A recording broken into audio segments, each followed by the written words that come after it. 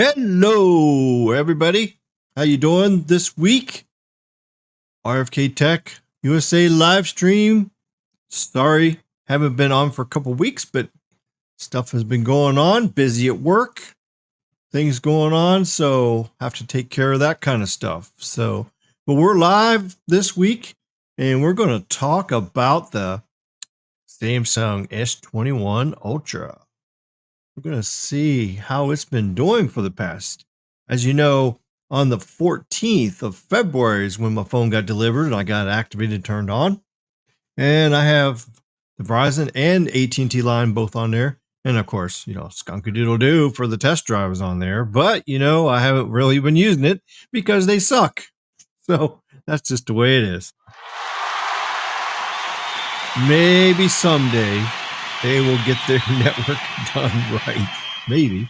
I don't know. Hello there, Weasel. Yo, what's happening? Yeah, time for another live stream.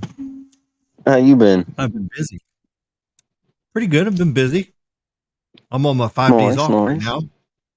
Yes. So I worked 9 days in a row so I could have 5 days off. Because I did the Marathon Seafood Festival. So I went down there for that. And yeah, I saw some of your pictures on that. That looked pretty cool. Yeah, Wednesday I'm going to Fort Lauderdale. Going to go to the mall, get some Rainforest Cafe food. Yum, yum, yum. That's right. And very nice. Is S23 Ultra 1 month review. That's right. We're going to see how this thing has been performing lately there. That's for sure.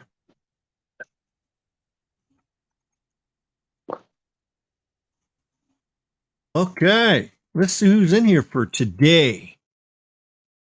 Uh-oh. Oh, you're back. You disappeared for a second there. Me? Yeah, you popped out and then you popped back in. Yeah, I was connecting to my Wi-Fi. The LTE wasn't holding up. Yeah, don't forget to hit the like button and subscribe if you want to say something. I know I got subscriber mode on, so in 20 minutes, if you're subscribed, you can say something in here. If you're already subscribed, you can say something. Redbeard's here. How you doing, buddy? Tech Guy 32's here. Good evening, everybody. Don't forget to hit that like button. That's right. Yeah, I didn't think everybody was going to show up. I thought everybody was like eating supper or they were busy or something like that. How many viewers you got? It doesn't say here on mobile. Oh, it says there's 14 in here now. So, yeah, some people are nice. Now. Yeah. You're listening in at work still. Oh, okay, still at work. Okay, yeah, I figure some people still work, especially in the West Coast. There's probably still a lot of people working because it's still kind of early. For at least another hour or so, maybe for Pacific. Oh yeah, for sure. Half hour. Yep, and of course, I talked to Carlos, and he said he was wanting to do an earlier stream tonight. So I guess after my stream, he's probably going to be going live because he doesn't want to do them really late in the night anymore. So I guess that means you can't be going on a 5-hour stream. Yeah, 5-hour stream and then not getting any sleep. Yeah, that's true. Skunk-a-doodle-doo. That's right. PU. All right, enjoying the T-Mobile service on your S23 Ultra. Ha ha ha. Skunky. Just stinks up my phone. Actually, it drained my battery too. I don't know. I posted a picture on Twitter showing as soon as I activated that damn thing, the eSIM, the battery just went boop. It's like, what the hell? Good old T-Mobile sucking your battery dry. It's all right. Because they don't sleep any of the aggregated bands, so everything's always awake. Mm-hmm. Well, that's part of it too. Plus, it's trying to search for that 5G signal, that fake 5G. Tries to do that too. In your opinion, have you noticed any connectivity improvements on your S23 Ultra? Well, yes. That's what we're going to talk about tonight. But yeah, I'll tell you right now. Yeah, I noticed it the very first day when I did an N77 indoor test. I got about 15 to 20 more upload speed. And I had full bars were before I had 2 or 3 bars indoors. So yeah, I noticed a difference as soon as I turned her on. That's right. It's awesome. And compared to your S22 Ultra, like just normal usage? I don't know what that means. Compared to your 22, like just normal usage. Oh yeah, well, I mean, it's normal usage. I mean, I'm using the 23 the same amount as I'm using the 22. Pretty much the same. For sure. Do you end up just having to send back it to Samsung? Send it back to Samsung? Your S22 Ultra, did you just send it back to Samsung? Yeah. I sent it back in. Of course, when they got it back, they said there's a crack on the screen, which I heard that. Yeah, there wasn't even a scratch on it. Yeah, I posted on Twitter. So I called them up on the phone. Did you just let them? Did you just let them keep it? Yeah, I told them. I said, "You're not going to charge my card or anything because there's nothing wrong with the phone." So, and I told them, I said, "I'm a YouTube channel, so if you charge my phone, I will tell everyone on YouTube how shitty you guys are." Oh! They start panicking then. So did they what? Did they say it was okay phone? Well, they overread it. So. Oh, okay. Yeah, but they was going to charge me $188 for a crack on the screen. It's like there's no crack on the screen. I said I even have pictures. I took pictures of the phone before I put it in a box and sent it to you because I know how you people are. You tried that shit last year. That's kind of a must now. Yeah, they tried that shit with the 21 I sent back. I said that was in perfect shape. It's like crazy. I mean, the phone was never dropped. I never dropped my 22 one time in a whole year. I took care of that like it was a little egg, you know. I didn't want that bitch to crack. Hell no. You got to take care of that. How about Samsung getting shamed for faking the moon under the camera zoom on the S20 Ultra? Laugh loud. Nice going, Samsung. Big high five to them. Well, I don't know what you're talking about there. I mean, Samsung never got shamed for faking the moon. I mean, actually, somebody just disproved. Have you not seen lately the few videos that have been popping up? I just posted something on Twitter of an article that one of the guys did, and he did a deep dive on the whole thing, and it proved that they're not faking the moon.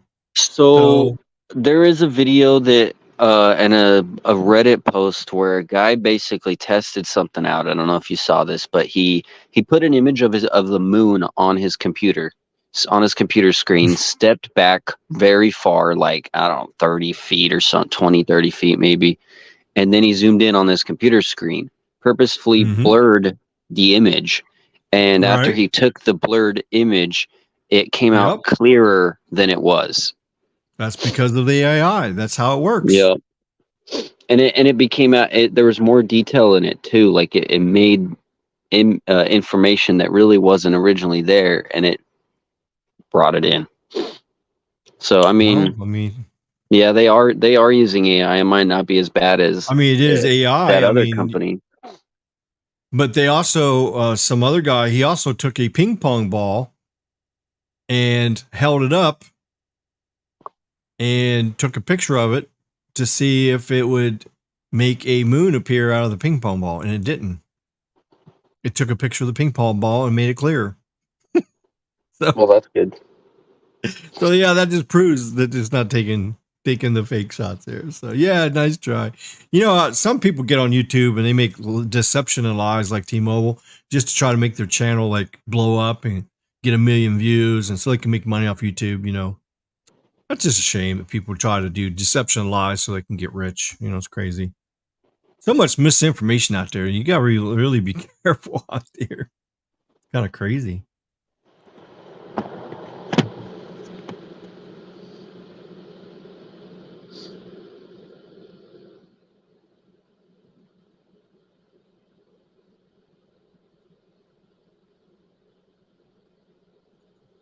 I'm listening to a message.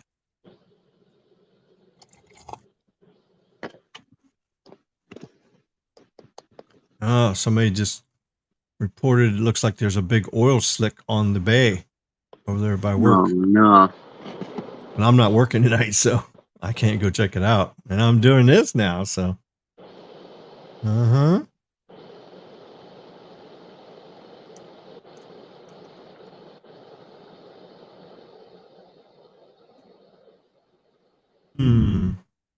I text somebody also too, and they're not answering me back. I don't know why they're not answering me. Hello there, Mike. How you doing tonight? Let's see who else. Tito said boost disk customer service is fixed. Yep. I seen that so far. Chuck is here. How you doing? Visiting Pair Decamore is here. How you doing? I'm doing good. Doing real good. Let's see. Paul Mitchell's here. Just got the One UI 5.1 update. Okay, so that's on your 22. Is that what you got? Has to be the 22, because if it was a 23, it actually shipped with 5.1 already in it. So it must be the 22. I'm a little out of the loop today. I've been busy taking care of the lease, landlord, and rent today. Oh, okay. Nothing wrong with that. Verizon has made progress on the permit on my cell tower. The city offered a conditional approval, and it did not say what conditions they wanted, waiting to see if Verizon accepts. Oh, okay. Wow, that's good. I mean, like app usage and downloading or just loading and everything. Oh, yeah. Yeah, I'm very happy so far. Biggest news in tech this week is bad news for all tech. SVB bank crashed. Oh, a bank crashed? Oh. Yeah, the Silicon Valley. Oh, well, that's horrible. A bank crashed. Well, they must get in some of the love. I mean, think they've been that's hacked. I think it's like the second biggest bank that's crashed in history. When you say crashed, does that mean like they went bankrupt, Yep. or did they get hacked? No, they went I think bankrupt basically. I didn't read The too second much biggest into bank it, went but bankrupt. Oh crap! they are Well, the second biggest bankruptcy. yeah. Well, I mean, recession's coming right around the corner, so hopefully everybody has their plan of action in place, because shit's gonna get really bad here very soon. By the end of 2023, it's gonna be very, very, very bad. So yeah, crime is going to increase and all that. Well, that's job security for me, since I'm in the security industry. So crime gets worse, they're going to hire security. Well, first they got to have money to pay the security. So that's the other problem. They may not have the money to pay for it. So yeah, that's for sure. Everybody better get prepared. Oh, I was prepared when I was going to send back my 13 Pro Max. Got the full trading value, but still good to be prepared. That's true. Let's see what's up. And I hope all well. Yep, all is well. That bank lobbied to have the Dodd-Frank restriction lifted, and they were, in effect, they would never have went bankrupt. Oh, so it's their fault they did that. Oh, okay. I never even heard about that bank. Oh. Well, that's crazy. Yeah, it's like a tech bank or something, Silicon Valley. Oh, okay. Tech bank.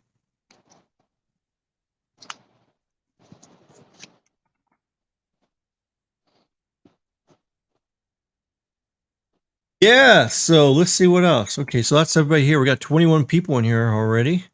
Wow, that's pretty good turnout there. Well, hello there, Berkey. How you doing, everybody? Good to see you. All right, so let's get some stuff ready here. Let me move this over out of the way. Oh, we didn't do a poll tonight. Yeah, we got to do a poll. Oh, wait, my screen is too big here. My window's too big. I can't see it. Okay, there we go. We got to do a poll. Yeah, we'll do a nice little poll question here. Let's see. Okay.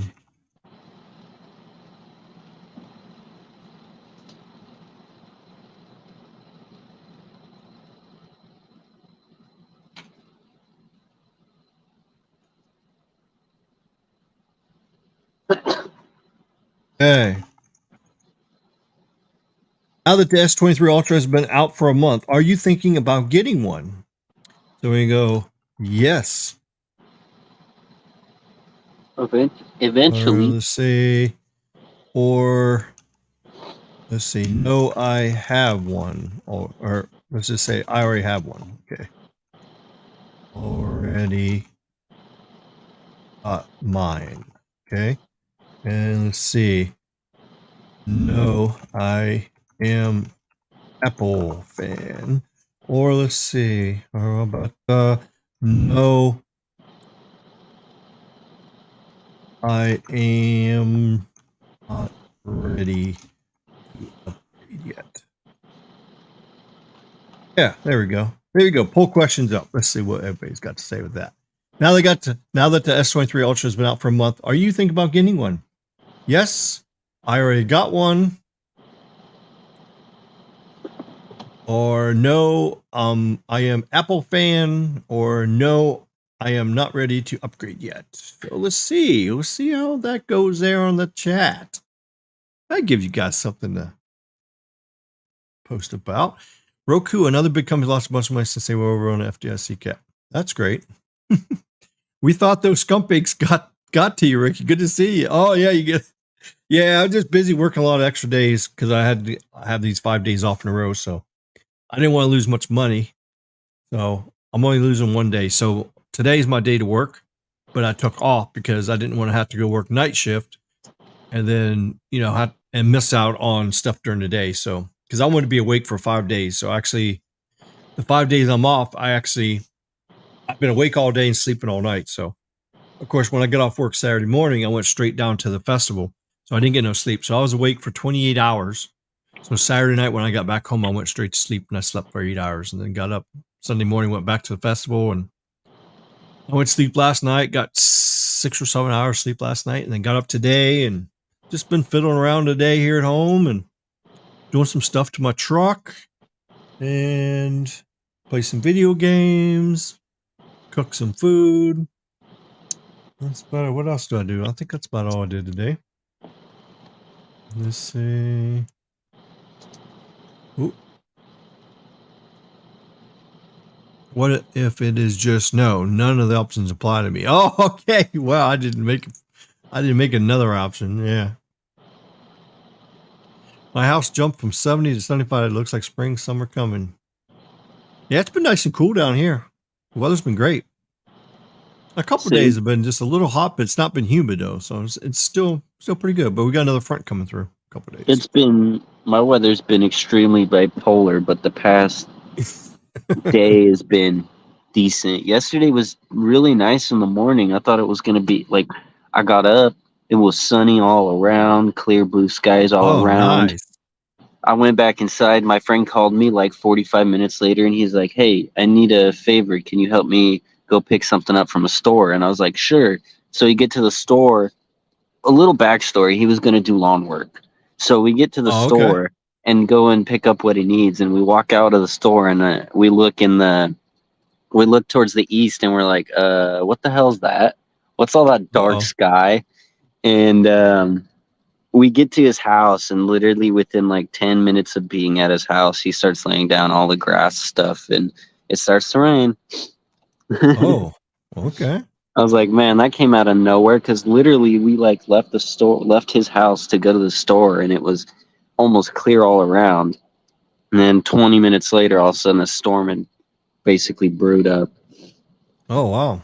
But weather's been very bipolar here. It'll be sunny one day, the next day cold, windy, rainy and cold, and then the following day is even colder, and then a day of sun, and then more day of bull crap. Yeah, that time of year. We get like a monsoon season too. Not quite yet, but maybe in like a month or two, it'll be monsoon season for us, and it just like rains. Oh yeah. Jason says, I wouldn't get that one because of the price, but I wouldn't mind trying Samsung, eventually getting one renewed in a few years. Okay. I shared the screen. Well, it's not going full screen. It's like shrunk down. I don't know why it's doing that. It's kind of weird. You gotta solo it on your share. I didn't used to have to do that. Usually I picked this one here and it put the people on the side, but it still would be full screen. I thought I've always had to solo it. See, that's not how it used to be. They must have changed something or something. Look at that. It's putting the people right on top of it. That's kind of stupid. That's supposed to be. Take the comment off and then try it. And then put a comment back. Oh, I got this other thing on too. This the banner. Okay, here. I got this banner on. Okay, here. Oh, that's why the banner's pushing it up. Oh, I see. Yeah, there Oh, you go. yeah. That's They weird. changed it. Yeah. Yeah. Don't forget if we got the Buy Me a Coffee membership now. If you want to be a member on Buy Me a Coffee or a member on here, you can do that. Don't forget my Twitter page. Hey, wait, Ricky, go. And of Your course, buy me a. Hold on, go back to the other blue. Yeah, that buy me a coffee is that link looks like it'll just bring you to their webpage. You might want to put your RFK in it. It's missing. It looks like it's missing the RFK. oh yeah, you know Otherwise, what? it has no idea where to go, and it'll probably just bring you to their webpage. Like that one. Yeah, That that's one's true. better. Yeah, that's true. Yeah, if you go there, just go to this, go to Buy Me a Coffee, and then you just put RFK Tech USA with the periods in between separate, just like that. And then you get it. So, well, I can post the link in here too. I could do that. Well, shoot, I'm not even logged in. Why am I logged in? Gotta log in first. Log in, and then it should be here. Okay. All right. Oh, here. Oh, that's kind of weird. When I click on the link, it says membership. It says buymeacoffee.com and it says membership. That's exactly how it's. Because you're It logged says in, at the are top. you? But you're logged in, right?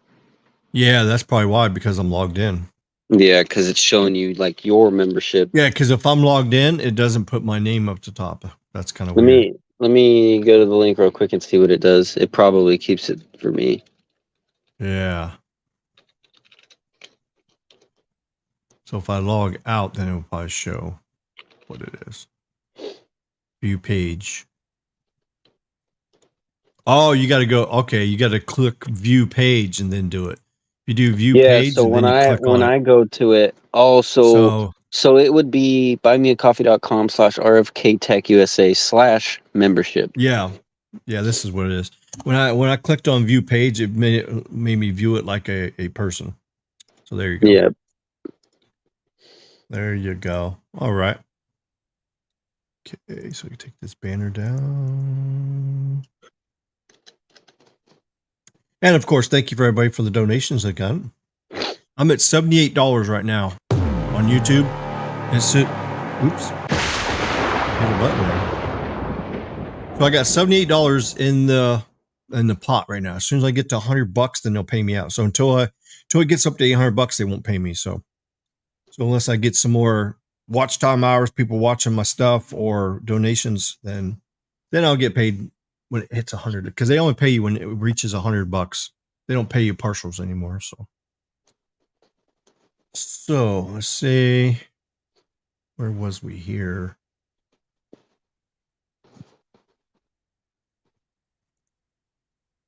Oh, we thought those skunk apes got you. Yeah. What if it was Yeah, I just thought the skunk ape's got the okay. homie tower. Yeah. My house jumped from, okay, see, I did them already here. Work. Yep. Apple for the win. Ooh. Do you watch WPTV every morning? I don't even know what that is. I would never buy a Samsung. Too much bloatware that cannot be removed. Prefer Pixel. What bloatware? What are you talking about? Too much bloatware. Bloatware? What are you talking about, bloatware? I don't even know what you're talking about. What the hell is a bloatware? It's bloatware, Ricky. It's bloatware. I don't have no bloatware on my phone. My phone's not bloating. I think why would you AT&T is want? the worst with bloatware, but mostly just the pre-installed apps are what bloatware is Well, I have considered. an unlocked phone. I have a Samsung unlocked phone. So maybe that's why I don't have any. They still have a tiny bit of bloatware, but it's not nearly as the same. Like it'll auto Yeah, I install don't know. probably the Verizon app for you and a few other And you things. don't want a Pixel. The Pixel has the worst battery life, and it has the worst overheating problem of all the phones out there. It was in last place. Here, I'll show you. Watch this. Yeah, my Pixel used to heat up. Okay, watch this. Here we go. Check this out. Well, let me take this comment down. All right, so here's a test this one guy just did. This was just a couple days ago. So he did a test. Put all these phones up there, and he did web browsing. He ran the video on there, and he played some games on it. Just randomly did stuff, the same stuff on every phone for 9 hours, 9 hours and 15 minutes. And first place was Apple, 9 hours and 15 minutes. Second place was S23 Ultra, 8 hours and 54 minutes. And look at the temperature. It peaked out at 52 degrees Celsius. And the iPhone peaked out at 50.8. So it was only 2 degrees cooler than the S23. I mean, that's amazing. But look who's in last place. Pixel got 7 hours. And it got as hot as 53, which ain't much hotter than the 23. But still, it peaked out pretty high there. One time it was it got pretty warm at one time. So, but there's the results of that test there, so you can kind of see who's in first place and last place and all that stuff. So yeah, Apple was first, S23 was second, and then OnePlus actually was in third place, which OnePlus actually did all right. I mean, it got up to 57 at the peak temperature, 47 on the end of the test. But S22 was actually the coolest at the very end. So after this 9 hours and 15 minutes, or when the battery died, it was at 37.7. So actually, Samsung won as the coolest phone, keeping the temperature down. But the Apple beat it by 2 degrees on peak. So that's pretty good. So the battery life is amazing on the 23. So really did a good job. It was pretty amazing. So this was a pretty good test. And there's several people that did these tests, and all of them were pretty much almost the same order and stats. Now, when he did this test, he did do it on Wi-Fi. There was no 5G turned on. He didn't use cellular at all, because it would be kind of hard to have all these phones with the same equal type 5G service, because not all the phones can do it, especially the China one, because it's not even set up for USA frequencies. It's kind of like an international phone. It has like half the frequencies. But this was very, very interesting test. So yeah, I would definitely go with a S23 Ultra before I would go with a Pixel. That's just what I see right here. So it was pretty impressive. All right, let's see here. See if it does this. See, it did it again. See, look, there's no banner there. Look. See, it shrunk it down. I don't know why it's doing that. No, that doesn't work. That doesn't work. That doesn't work. See, that makes it the fullest screen, but you're still at the bottom. It's covering part of the screen. So see there? Yeah. Then we do that. I don't know why it's doing that. That's crazy. Let's see.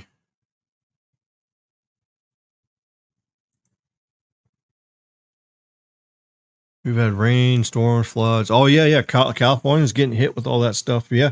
Well, enjoy it while you can, because El Nino is right around the corner, and you're going to have hot, dry weather, and you're going to have mad, crazy fires again. The whole state's going to burn up again. So next year, because El Nino. Jason says he's getting snow tomorrow. Oh, it's the new station in West Palm Beach. Oh, wow.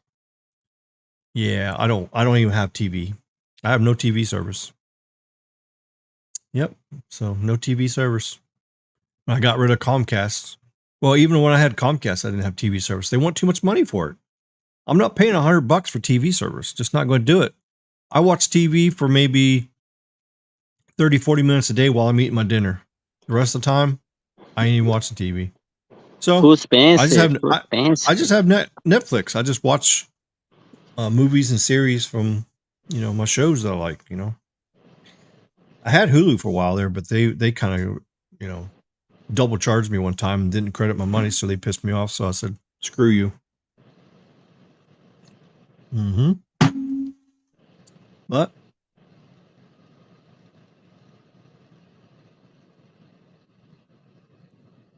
YouTube owes you money every month for your YouTube premium viewers. Yes, well, that's true, but it isn't very much money. It's just a little bit.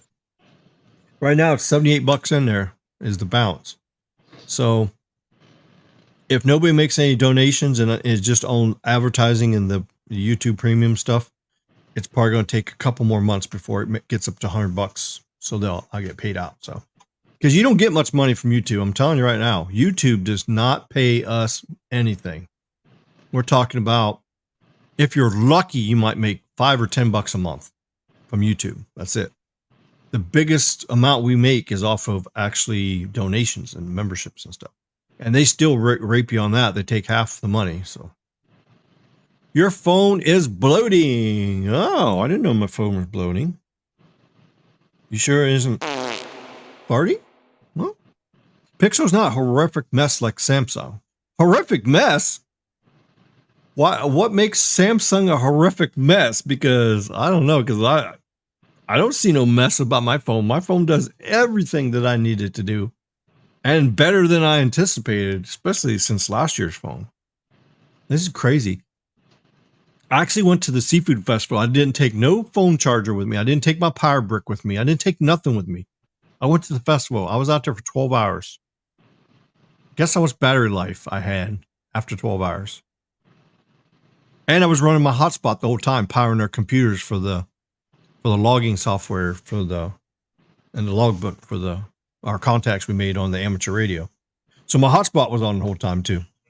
Now I wasn't on the phone a lot. I didn't have a lot of screen time, but I was on there a little bit, you know. I had 50% battery left after 12 hours. I couldn't do that with the 22. It would have been dead. It would have been at like 15-20% by 2 o'clock in the afternoon, 3 o'clock in the afternoon. So yeah, and the phone is much faster than it used to be. Much faster. Bobby says he's got an iPhone. I don't have a Verizon apps on my personal phone. Verizon apps? Okay. Chuck says there's only one winner. The rest are losers. So, okay. So if you run a marathon and you run the marathon in 10 minutes and then the winner, he runs it in 10 minutes and 90 seconds or 60 seconds or 50 seconds, just under that. So that means you're a loser. When you're 30 seconds behind from the winner, you're a loser. Okay. I see. That's crazy. So since T-Mobile is not number one, they're a loser, right?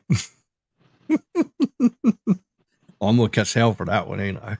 Yeah. You say, how dare you talk about T-Mobile?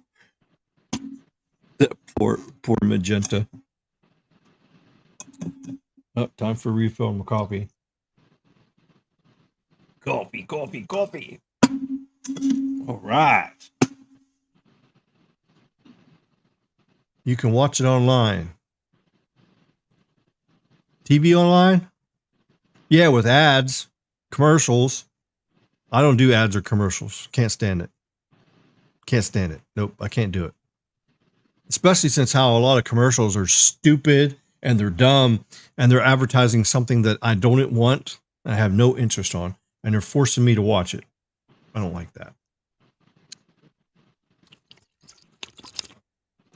You're lucky. I'm stuck with YouTube TV just for local since ATSC 1.0 multipath interference makes it impossible for reliable reception. I cannot wait for 3.0. I heard it's going to be good. Yeah, they had it at CES. They was actually talking about it at CES. They had a whole booth there talking about it. It's pretty cool stuff. You can get Comcast TV for $9.99 a month, no tax. No. I don't want nothing to do with Comcast. Right. Not without Comcast. Service already. Yeah, I don't want nothing to do with Comcast. Forget it. The software modification add-on software nobody asked for. If they were to have one with pure Android or without Samsung modifications, I would buy it. without Samsung modifications. So what modifications are we talking about here? Software mod. A lot of people don't like What's Samsung's theme. I don't know. I don't know what people are talking about here. I don't know. There's a lot of people that just don't like the way Samsung's like perform, like their UI, the interface, and would much rather something of a Pixel or even the Moto. Like the Moto's pretty bone stock Android look. But what are we talking about here? Because I don't know what they're talking about. Because I don't know. I don't understand it. I don't know. There's nothing wrong with my phone. There's nothing wrong. I customize it the way I want it, and it's beautiful. Well, this is probably a personal preference thing for many. I guess so. I mean, I got my home screen all good here. I mean, I got my fishes and my live aquarium wallpaper. I got all my icons exactly the way I want. I got them organized the way I want. I could find everything really fast. And when the keyboard's up, I can type really good. I mean, I don't know. I'm just blown away. I don't understand where people are saying that it's horrible. I don't know. And software modification. What software modification and add-on software nobody asked for? Well, I don't have any add-on things that I mean, I don't have any add-on anything. All my apps in here is exactly what I installed. All my apps. I mean, I have a shit ton of apps too. I got a lot of apps. I mean, some of them I don't use very often, but sometimes there's an app I might use once a year or something like that. But I mean, well, I don't know. I don't know what y'all mean in there, but I don't know. Maybe I'm just missing something. I don't know. Comcast owns NBC, Universal, Peacock Premium Plus, and Peacock sucks. When I had Comcast, they give me that Peacock stuff for free, and it sucks. All it has is all old shows, all repeats, there was nothing to watch. So that stuff is nothing. I mean, it's good for sports. Like if you watch some live sports, I don't. You see, that's the thing. I don't do sports. I don't do any sports at all. I hate sports. I don't like sports. I just watch my TV series, certain TV series that I like, and that's all. And then I go on Netflix for movies. And even there's not very many movies I watch anymore. Just there's a few movies, but most of the movies coming out are just they're not interesting me. They're all just crazy and stuff. Or they're just, horror movies that are just so fake, it's just, I see right through all, I just laugh at it because it's so fake. You can tell. I mean, sometimes they do pretty good with these horror movies. They're getting pretty creative. So they're making it where, when somebody gets shot and the blood squirts out and stuff, it kind of looks real, but I know that it's fake. I guess I'm too smart for all that stuff because I know how stuff is really in the real world since I used to be a paramedic and a firefighter. And just like houses blowing up, the house catches on fire, then explodes. That never happens. Maybe 5% of the time, a house will explode after it's on fire. And that's only with a backdraft or if there's like a gas leak or something. That's the only time it explodes. But most of the time it just burns. The movies like to make everything explode, which doesn't happen. So I guess that's why it doesn't fool me because I know the truth about all that stuff. So I don't know. Oh, Bobby went. Oh, Michael has Xfinity Mobile.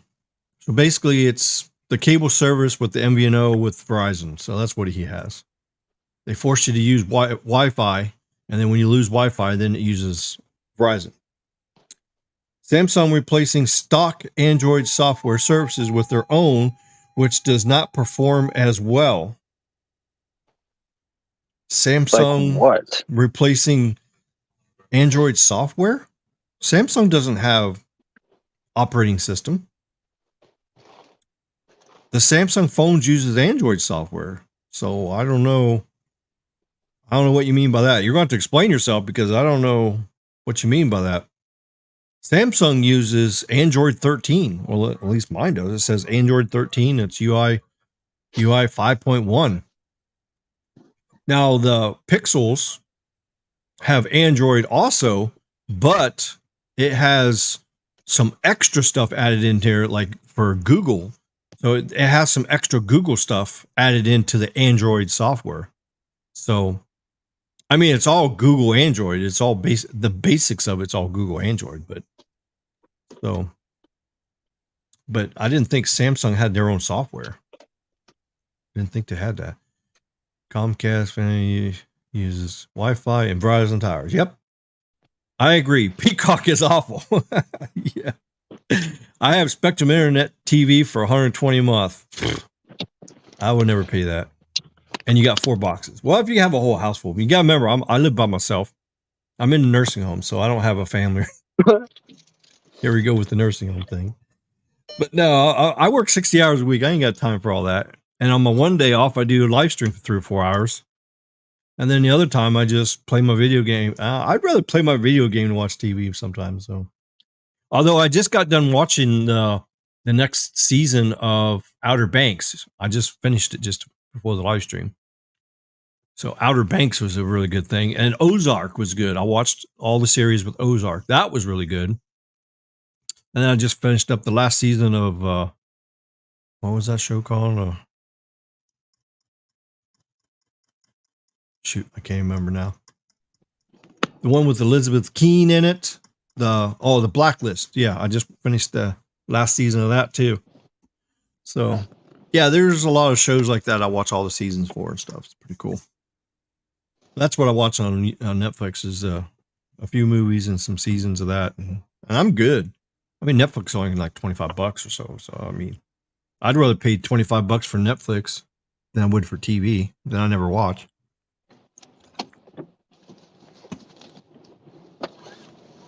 I think he means there are apps on assistantly clock, and other stuff that may not be the same as, say, Pixels or Motorola is where it's right from Google, like the actual app software. Oh, I don't know, Jason. I don't know what that means either. I mean, if you have an Android phone, it uses Android software and it uses the Android Google or what was it called? The Play Store apps. So they all use the same apps. They all use the same Google software. So it's all the same. I know there may be some customization between Samsung, and Pixel. There is some slight differences on that, but One UI 5.1 is the same across the whole platform. I mean, that's, I guess, is One UI 5.1, is that just a Samsung thing? Is that on Motorola or? Yeah, I think it kind of is. It's more like a build number, Yeah, it's a user interface. That's what UI stands for. Yeah. It's a user interface for Google. So I think it's the same. I think the user interface and everything is all the same. But there's been a few updates in 5.1, like add-ins, things that it does differently. But I've never used a Pixel, but I did have a Motorola phone. When I had a Motorola phone on Android, I mean, it was still Android. I mean, sure, there was a few things that, it might say like Motorola on it, or there's like Motorola themes. Maybe the theme packs is different, maybe, I'm sure Samsung got their own theme packs and Motorola has their theme packs. Pixel has their theme packs. So the theme packs, I think, is what you're talking about is different, but I really don't use theme packs. I just use, just like my wallpaper. I use the wallpapers. On my lock screen, every time I turn the lock screen on, it has a different picture. It's a whole bunch of nature scenery pictures. So every time I turn the display on, here, I'll just show you. Let's see. Bro, you know what's funny about that? I had a friend that thought I was like screwing with him or pranked him because one day he woke up and his wallpapers, he had the animals one, and one day my friend just woke up and all his wallpapers were changing. Oh, okay. See, this is how I got mine set up. Every time I turn on the screen, it's got a different picture. See? That's what I do. Oh, look, the Grand Canyon. Yeah, see there? So it's got a different picture. And then when I unlock the phone, then it goes to my live aquarium. So it's got all my fishes. It's just like I'm looking into aquarium, you know. That's that. And then my icons and stuff, I just swipe it and I got all my icons. I got the home screen icon and I got the other one has every icon that's on the page. So that's just the way I got mine set up. I mean, I'm happy with this. You know, I'm not too picky on all that stuff. I mean, I do more stuff in the apps than I do anything else, you know, so. And when I open it, when I take the S Pen out, yeah, because what I did with mine, this is what I did.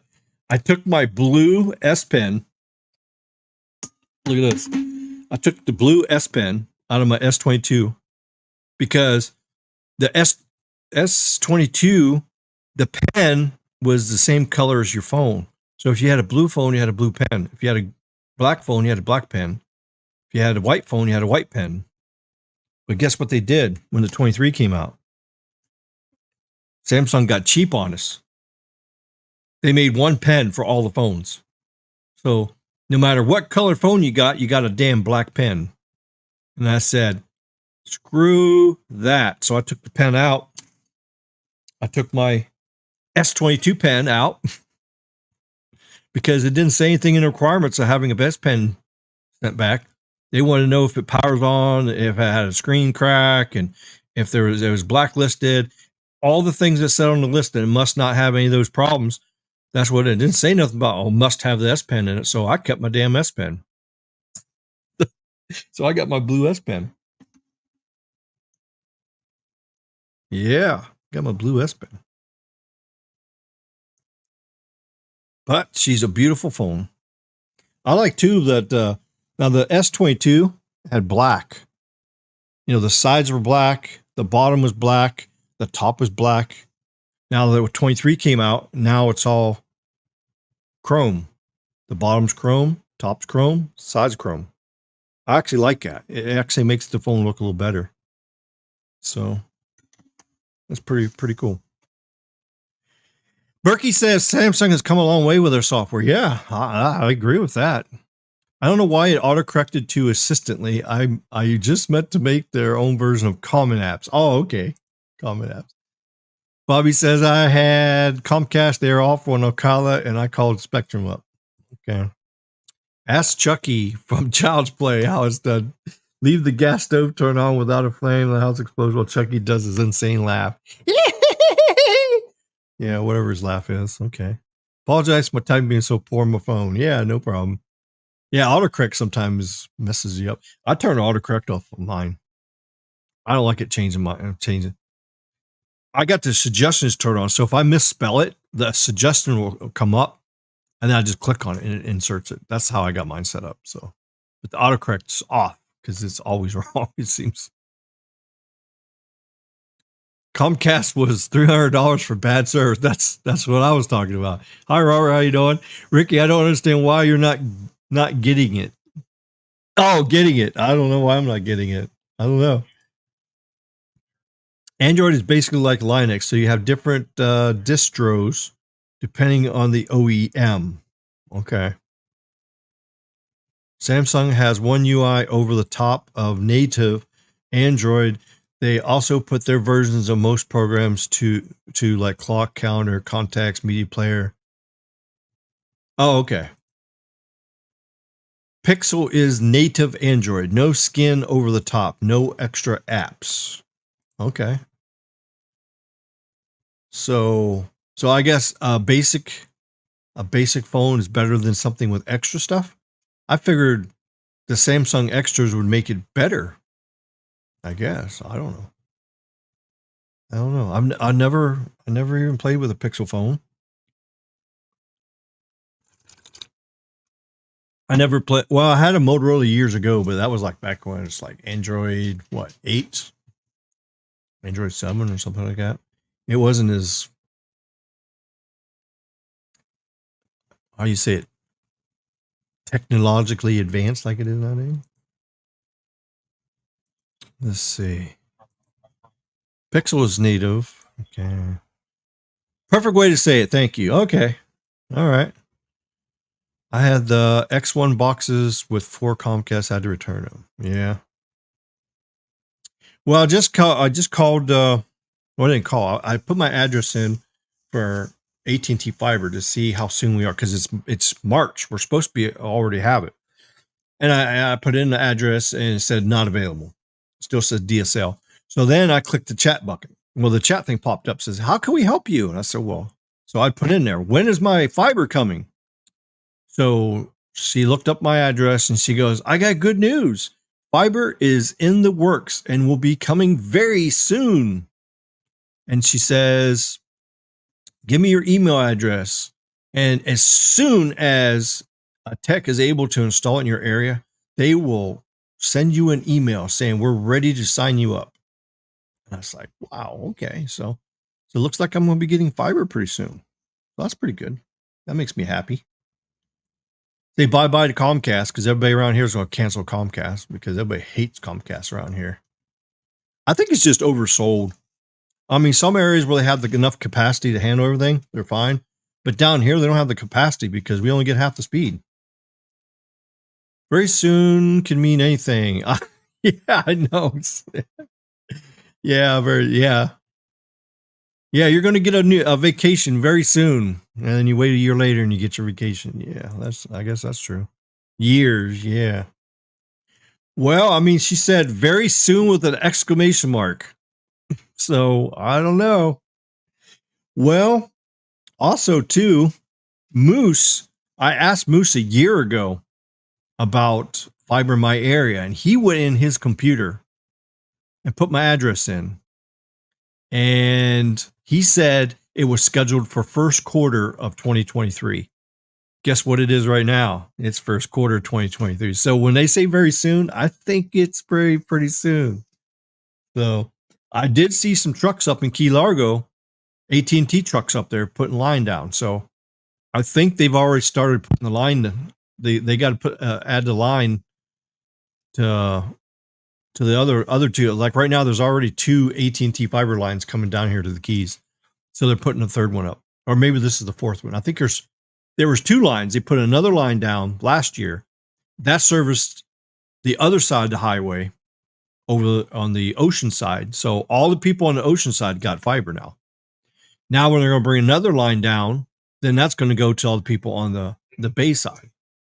So I think it's coming very soon. What it sounds like to me anyway. Sounds like Comcast needs to do multiple node splits to fix congestion. Yeah, well, I ain't worried about them anymore. All right, so we're talking about Samsung S23 tonight. So here is an update. Samsung is reportedly prepping a huge update to improve the cameras on the phone. But right now, I'm saying the cameras are working very, very awesome. I'm very, very happy with that. Device not connected. What's Oh, where you at, Weasel? Weasel says devices not connected. How you doing, Carlos? What's up, buddy? Oh, there's Weasel. Oh, are you here? Oh, yeah. Here you are. All right, Weasel's back, and Carlos is here. So, yeah, they're going to improve the camera. Let's see what it says. According to a tweet from Ice Universe, they're planning a big update for the 23 series. Let's see. According to Reddit, several Galaxy S23 users were complaining about the pictures that they were taking with the phones. I don't know what the hell they're talking about. I've took a whole bunch of pictures with my phone, and I don't have no issues with my photos anyways. They're amazing. Amazing. Hey, Ricky. Hey, Woody. Hey, Barely hear you. So right. You're very far away. Well, yeah, because right now I'm getting ready to go to Home Depot, so I'm getting ready to buy a garage door opener, bro. And I wanted to ask you, maybe you might know what's a good one, bro. It's a good brand. Oh, well, Craftsman, I think, makes the best garage door openers. I think. Well, Well, what's better, a screw-driven one, a belt-driven, or chain-driven? Well, the chain-driven one's the best one. I think But I have the the belt electric right now. motor goes to a pulley that has a belt, and then the belt goes to a sprocket, and it has the chain, and then the chain goes and it does the rest. It just depends on which version you get. But some people say the screw-driven one's good, but I think they're a little bit slower though. They open and close slower. But they'll do a heavier door. Plus they're loud. The chain one is quicker and faster, but they can't do a heavy door because they'll snap the chain. Depends on what kind of door you got. Oh shit! Okay, so I gotta check the door. All right. Yeah, you gotta find out how many pounds your door weighs, and then that's how you match it up with the garage door opener. Oh shit! All right. Yep. And you also got to make sure that what the system is for the remote that opens it. You got to make sure it's not the one that can be hacked, because there's a couple manufacturers out there that you can actually hack it and open up the garage door opener with, kind of like you can open up the doors and start a Chrysler car off, or a Dodge car or Jeep. Well, what I was looking at the LiftMaster, because I heard those are good. LiftMaster. I never heard of a LiftMaster. I don't know. Yeah, LiftMaster and Craftsman. I would have to do some more research. It's been a while since I actually looked at garage door. When I lived up in Ohio in my ex-wife's house, she had a Craftsman, and that thing was a beast. That thing was good. That thing was like, when I moved in, that thing was installed 15 years before I moved in, and that sucker still worked good every day. And it was a Craftsman. Oh, okay. What's up, man? Weasel's back. Yo, sorry, my phone bugged out when I left the house. Oh shit. It tried to join my car Bluetooth, and then I disconnected it, and I could never get audio again, so it wasn't messing with it while I was driving. Oh, okay. Mike says problem is infrastructure in Florida can't install new infrastructure or upgrade. Yeah. Well, the hurricanes are hard on stuff. That's for sure. So that's why it's better just to do fixed wireless access. Then you don't have to worry about the hurricanes damaging anything. Yeah. As long as the antennas work good, you're good to go. I mean, fixed wireless does work good. It can, but it's just slow right now, just because they don't have the capacity. Once it gets up to 200 megahertz of spectrum, it's going to like fly. It depends on the infrastructure though too. Whether you have your and depends on your house too, bro. Whether you have it in the living room, you have it upstairs, or you have it in the garage. It all depends. Tons of variables, yeah. Well, yeah, I mean the equipment that they give you with Comcast is garbage. Those Wi-Fi router boxes are they're junk. They're the very cheapest bare bones router that you can get. I've been saying they don't transmit forever. very high power. That's why I got the Zeus, because at least you can do the AI mesh, and then you can get a lot more coverage that way. You can actually set up 3 floors. You have the main and 2 nodes, and you'll have the same speed no matter what floor you're on. So with Comcast, you can't do that. If you go upstairs, you're trying to connect to the one downstairs, and the farther you get away from these things, the weaker the speeds are, because the signal, the RSRP, or signal noise ratio, gets bad when you get a weak signal. So, yep. That's why the AI mesh is the best thing to have. The bigger problem becomes too your phone communicating back to the router, and then because it can't communicate as effectively, that causes your downlink to drop. Yep. That too. Yep. That's why AI mesh is the way to go if you got a big house or multiple floors. AI mesh at the least, yeah. Yeah, but the Comcast equipment is only designed for one room. It's not designed to go past that room or floor. Here's how I see it too, because I do a lot of network installations in homes and stuff, and I've kind of come to find out that roughly every wall degrades your signal by about 25% at least. Oh yeah, at least. Yeah, microwave doesn't penetrate. It depends on the construction. Some of these bigger homes, some of these newer homes that are being built out here in southern Utah, like really, really nice homes, they're going above and beyond and like double insulating them. Yep. And that's like killing like 30-40% of your signal probably. I've tested it Yep. myself. The router will be in like the front room of the house, like the front office, and then right on the other side of that wall is the living room. And Mm-hmm. you've already lost 100-200 megs just between that wall. Yep. And the router is I lose half technically my signal when I go out to the street. here's the kicker. The router is technically inside the wall because it's in a closet inside a media junction box. So okay. this is in the house, and so it's basically in the wall. It's like, and that wall is like right in the living room, so. Mm-hmm. But yeah, then you go through other rooms throughout the house, and you're not even 50, 100 feet away, and you're already, let's say you have a gig down, you're already starting to see 500, Yep. and further out you go down to So 300, 200. So you imagine if you're pushing speeds like that on a gigabit, if you've got a lower internet connection speed, you might be pushing less. Yeah, that's why the AI mesh systems work so good, because basically the node is basically equal to power and transmit and massive MIMO. Well, not massive MIMO, just regular MIMO. So if it's upstairs and the other downstairs, there's a dedicated 5.8 gigahertz link from the main one to the up, and they both have the same transmit power, and they both have the same antenna system set up. So it creates a wireless backhaul that connects the main router to the node upstairs. So when you connect to that, it's giving you a direct path downstairs instead of the device trying to connect, which has lower power. So that's why the AI mesh works so well. And I think the Zeus works really good. Well, the Ubiquity that like you got too actually has a pretty good AI mesh too. Yeah, Ubiquity. That's the only two that I would go through. Really good. That's the only two I would go through.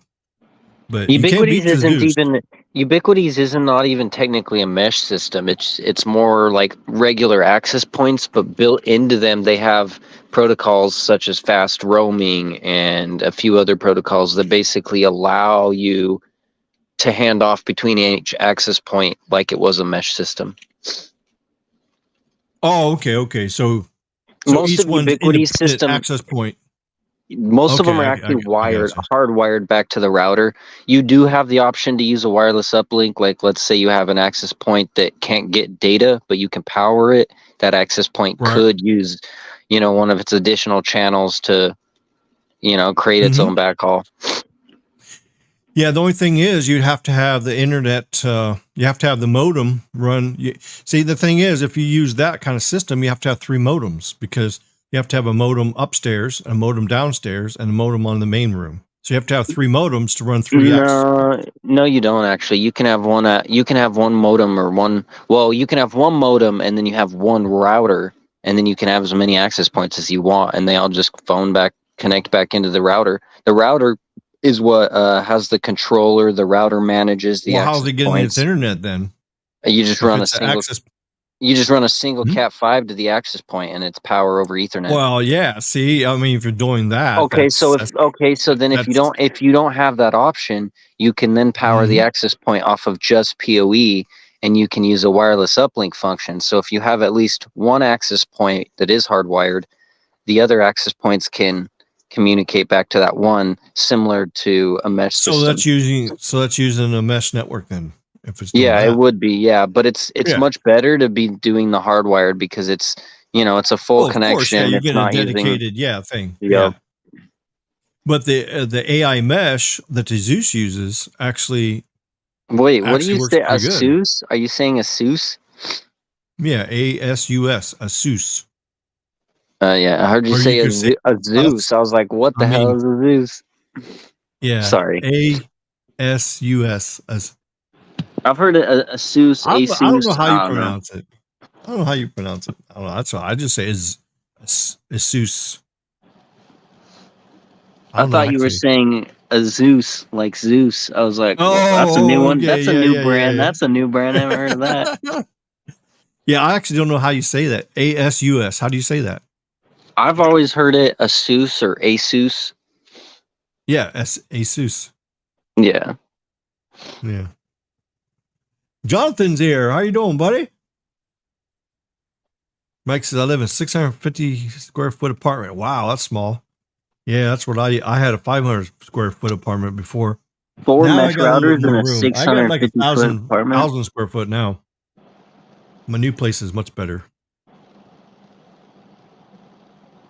And you could do so much with Ubiquity stuff.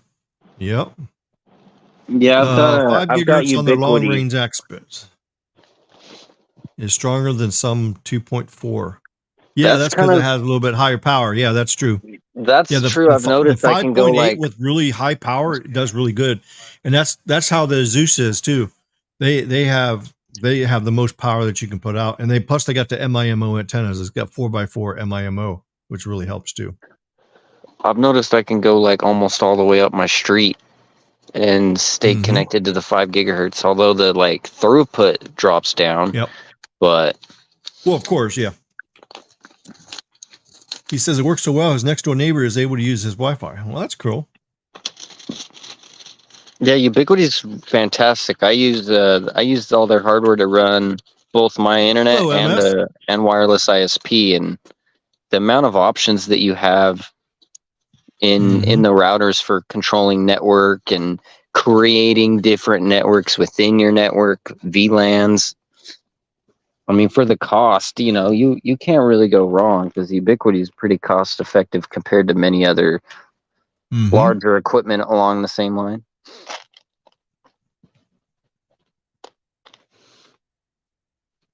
So with the S23 camera, the primary camera is only 12 megapixel, which is not as much as the 200 megapixel.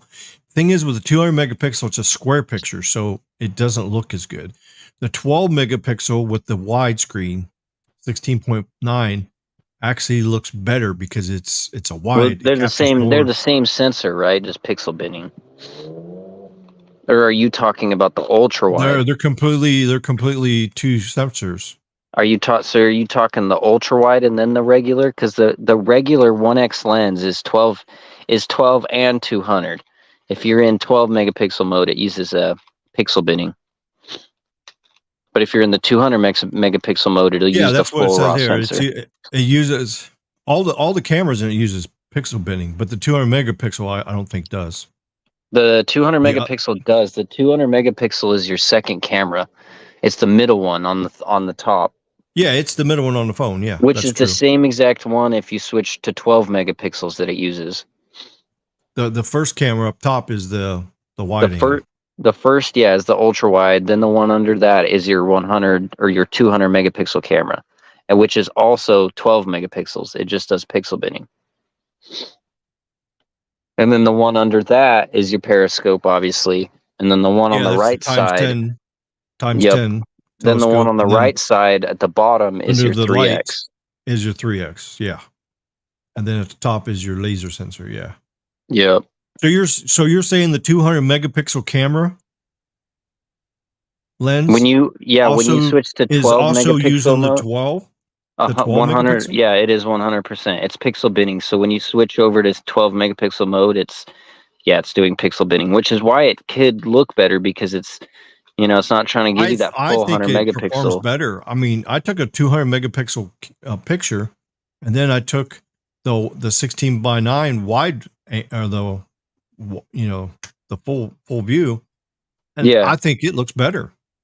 Well, it's probably able camera to uses the same thing too. It's probably able to do a little more processing because it's not trying to process a whole 100 megapixel photo.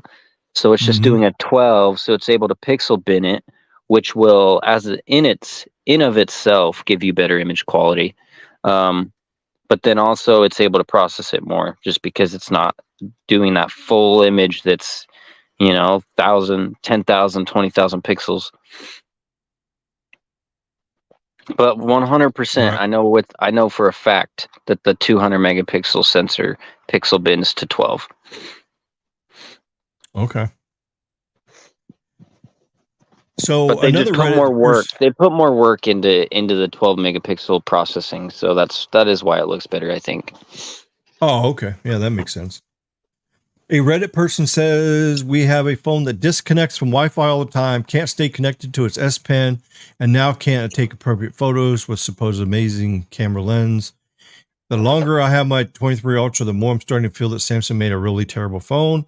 I was recently at a comedy show and noticed that I couldn't take photos that stayed focused, either regardless of what mode I use. So this person's experience is anecdotal. Sounds isolated to me. I mean, it's just like buying a car. Let's say you buy a Ford Bronco and it's in the shop every week and this breaks, this ain't working right, and this and that and that.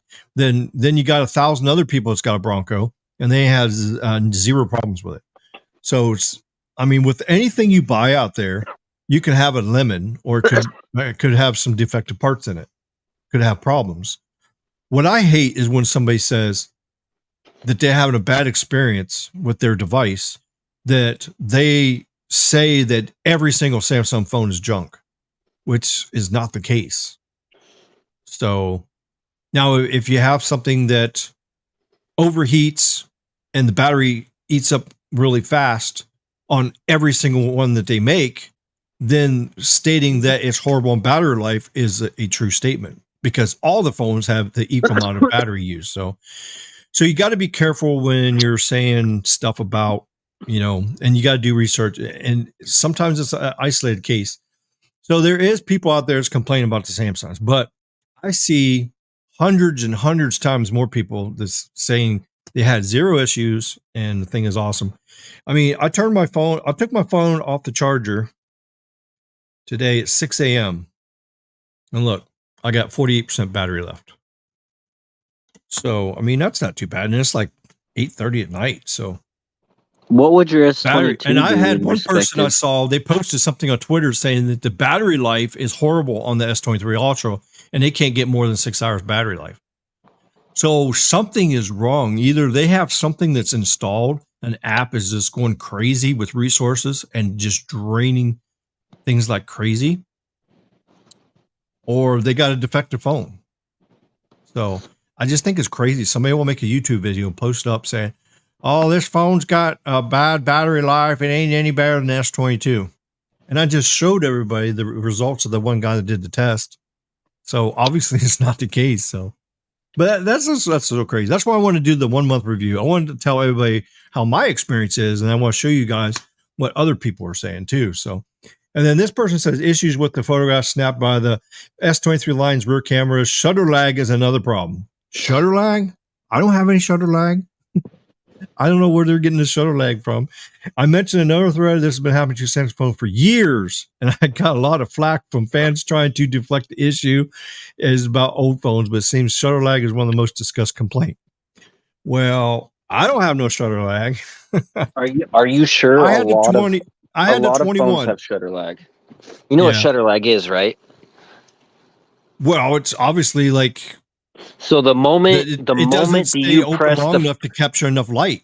No. So the moment that you press the button to take the photo, and then when it actually takes the photo, that's shutter lag. So if you press the button, it's actually taken a photo like a second later or half second later, that's photo lag or shutter lag. Wow, take an iPhone, for example. Take an iPhone and just go crazy, go ham wild. An iPhone will have no problem. Unfortunately, in a way, an iPhone will have no problem just snapping photos one after another, after another, after another. If you do the same on Samsung, you're going to notice that the app will hiccup here and there or something, or that every time you press the button, it's not actually taking it at that exact moment. You'll notice it takes it a split second later, and so that's basically what I just rapidly took 15 in a row, 15 pictures in 15 seconds, and it did it. So, did you actually press it or hold it? No, I pressed it each time. Okay. I pressed it 15 times and it took 15 pictures in a row. I just did it right there on the camera. I don't know if you can see it or not, but I don't know. I don't know what shutter lag they're talking about. So, I don't know. Also depends on the photo mode you're in too. If you're in, 120 megapixel or 200 megapixel mode, you're going to have shutter lag. Oh, well, I think 200 megapixels is limited I was in the to 2 seconds. Let me switch mine to 200 megapixel. Okay, here. I'm saying in general too, for everyone in the community too. But then your regular like 12 megapixel mode should have a lot less. Okay, 200 megapixel is slower. So when I click it, it's just a teeny bit longer, but I can still do it. It's still going pretty fast. It's just not as fast. Oh, they fixed the timeout too. You could only take 2 photos click, in 120 megapixel mode, and you had to wait. So I just did it in 200 megapixel mode, and I clicked. It's like click, ready, click, ready, click, ready. Now, when I did it in the other mode, it was click. It was ready as soon as I got done clicking. It was like press, ready, press, ready, press, ready. Now with 200 megapixels, it was like click, ready, click, ready, click, ready, and I did it 15 times in a row. But I don't know. It's a phone. It's not a DSLR, so I'm quite happy with the way it does. I mean, and I don't know about burst mode. I've actually never used burst mode in this, so I don't know how burst mode does, but I don't know. It just seems like some people are just being a little too picky on expectations. I mean, we're talking about a camera phone. We're not talking about a DSLR camera. You know, I think people are expecting this phone to do what a $5,000 camera does. It's just not going to happen. I mean, when Samsung sort of markets it that way sometimes. Well, yeah. I guess it can make sense. They but do put it on pretty thick, yeah. But also T-Mobile, you know, they blow up things like crazy, you know, deception and lies like crazy, but people just defend that and accept that, and it's not even close to the truth, you know? I mean, and then as soon as Samsung gets a little bit, you know, exaggerated, they're like, oh, they go crazy. It's like, come on, man. That's I see what you're saying. Yeah, exactly. Yeah, here's what it says in this article. Shutter lag, blurry text, and problems with the night mode are some of the complaints. I don't know what these people are talking about. I took night shots on my phone. I posted them on Twitter. Did you guys see what I posted on Twitter? I posted it in regular mode. It was pitch black. You couldn't see nothing. I turned night mode on, took a picture, and it's like, wow, you know, everything was there. So I don't know. I've been testing this thing out like crazy. I did some sunset pictures, and these sunset pictures was crazy, man. Crazy good. Oh, I got all these pictures in here now. Let me move all these to trash. I don't need all these test pictures in here. But damn, I snapped a lot of pictures. Look at this. Taking up all my space. It'll take forever to take up all this space. Damn, I took a bunch of them.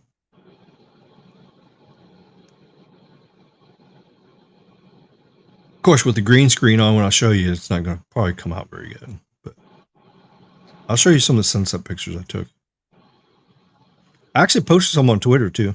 I posted some of the sunset pictures I took. Even food picture. It was kind of dark. I went to Hog Heaven last night for supper. It was kind of dark. Just a little bit dark in there because it's a restaurant / bar, so it's kind of like both, you know. So it wasn't that bright in there. I don't know if you can see that or not, but that was my food. I took a picture of my food, my barbecued brisket and baked beans and my shrimp. I mean, you can't see it very good because of the green screen's turned on. So, but I mean, the picture is like, I mean, you can see the detail of food. I mean, it just, I don't know. It is just crazy good. Even my breakfast, I posted this on Twitter, I know, the other day. I got country fried steak, taters, and biscuits and gravy. And yeah, I can see that's not showing up very good on my green screen. Anything green, see, there's holes in it. you can see all of it. I would have to turn the green screen off for you to really see it. Here, let me do that and see. Turn the green screen off. Green screen. None. There, now we're green. Now watch. Now. Still, what are through we the can. looking at? It's my breakfast the other day. Oh, it doesn't look very good on the camera. I mean, you can't. No, not at all. Yeah. Now, if you're looking through the phone like what I'm doing right now, it's amazing. It's pretty crazy.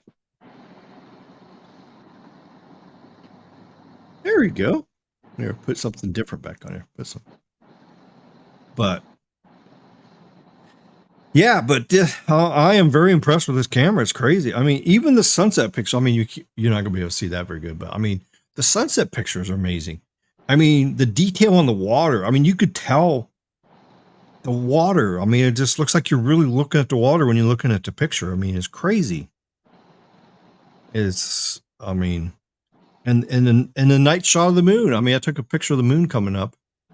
I mean, it was pretty crazy. And then, of course, everybody says, "Oh, it's a fake moon. It's a fake moon." No, it's the real moon. It just uses AI. It clears the picture up. You know, it does a really good job of it too. So, I don't know. I am very, very happy. Even when I took the moon, I took a zoomed in picture. I mean, you can't see that very well, but it looks like the sun has a flat tire. It looks kind of weird because when it hits the water, it kind of bulges out. It's an optical illusion, of course, when it does that. But yeah, it's crazy that you could take a close-up picture like that of the. And this one, I caught a bird in the background. I mean, you probably can't see it, but there's a bird that was in front of the sun, and you can see the outline of the bird.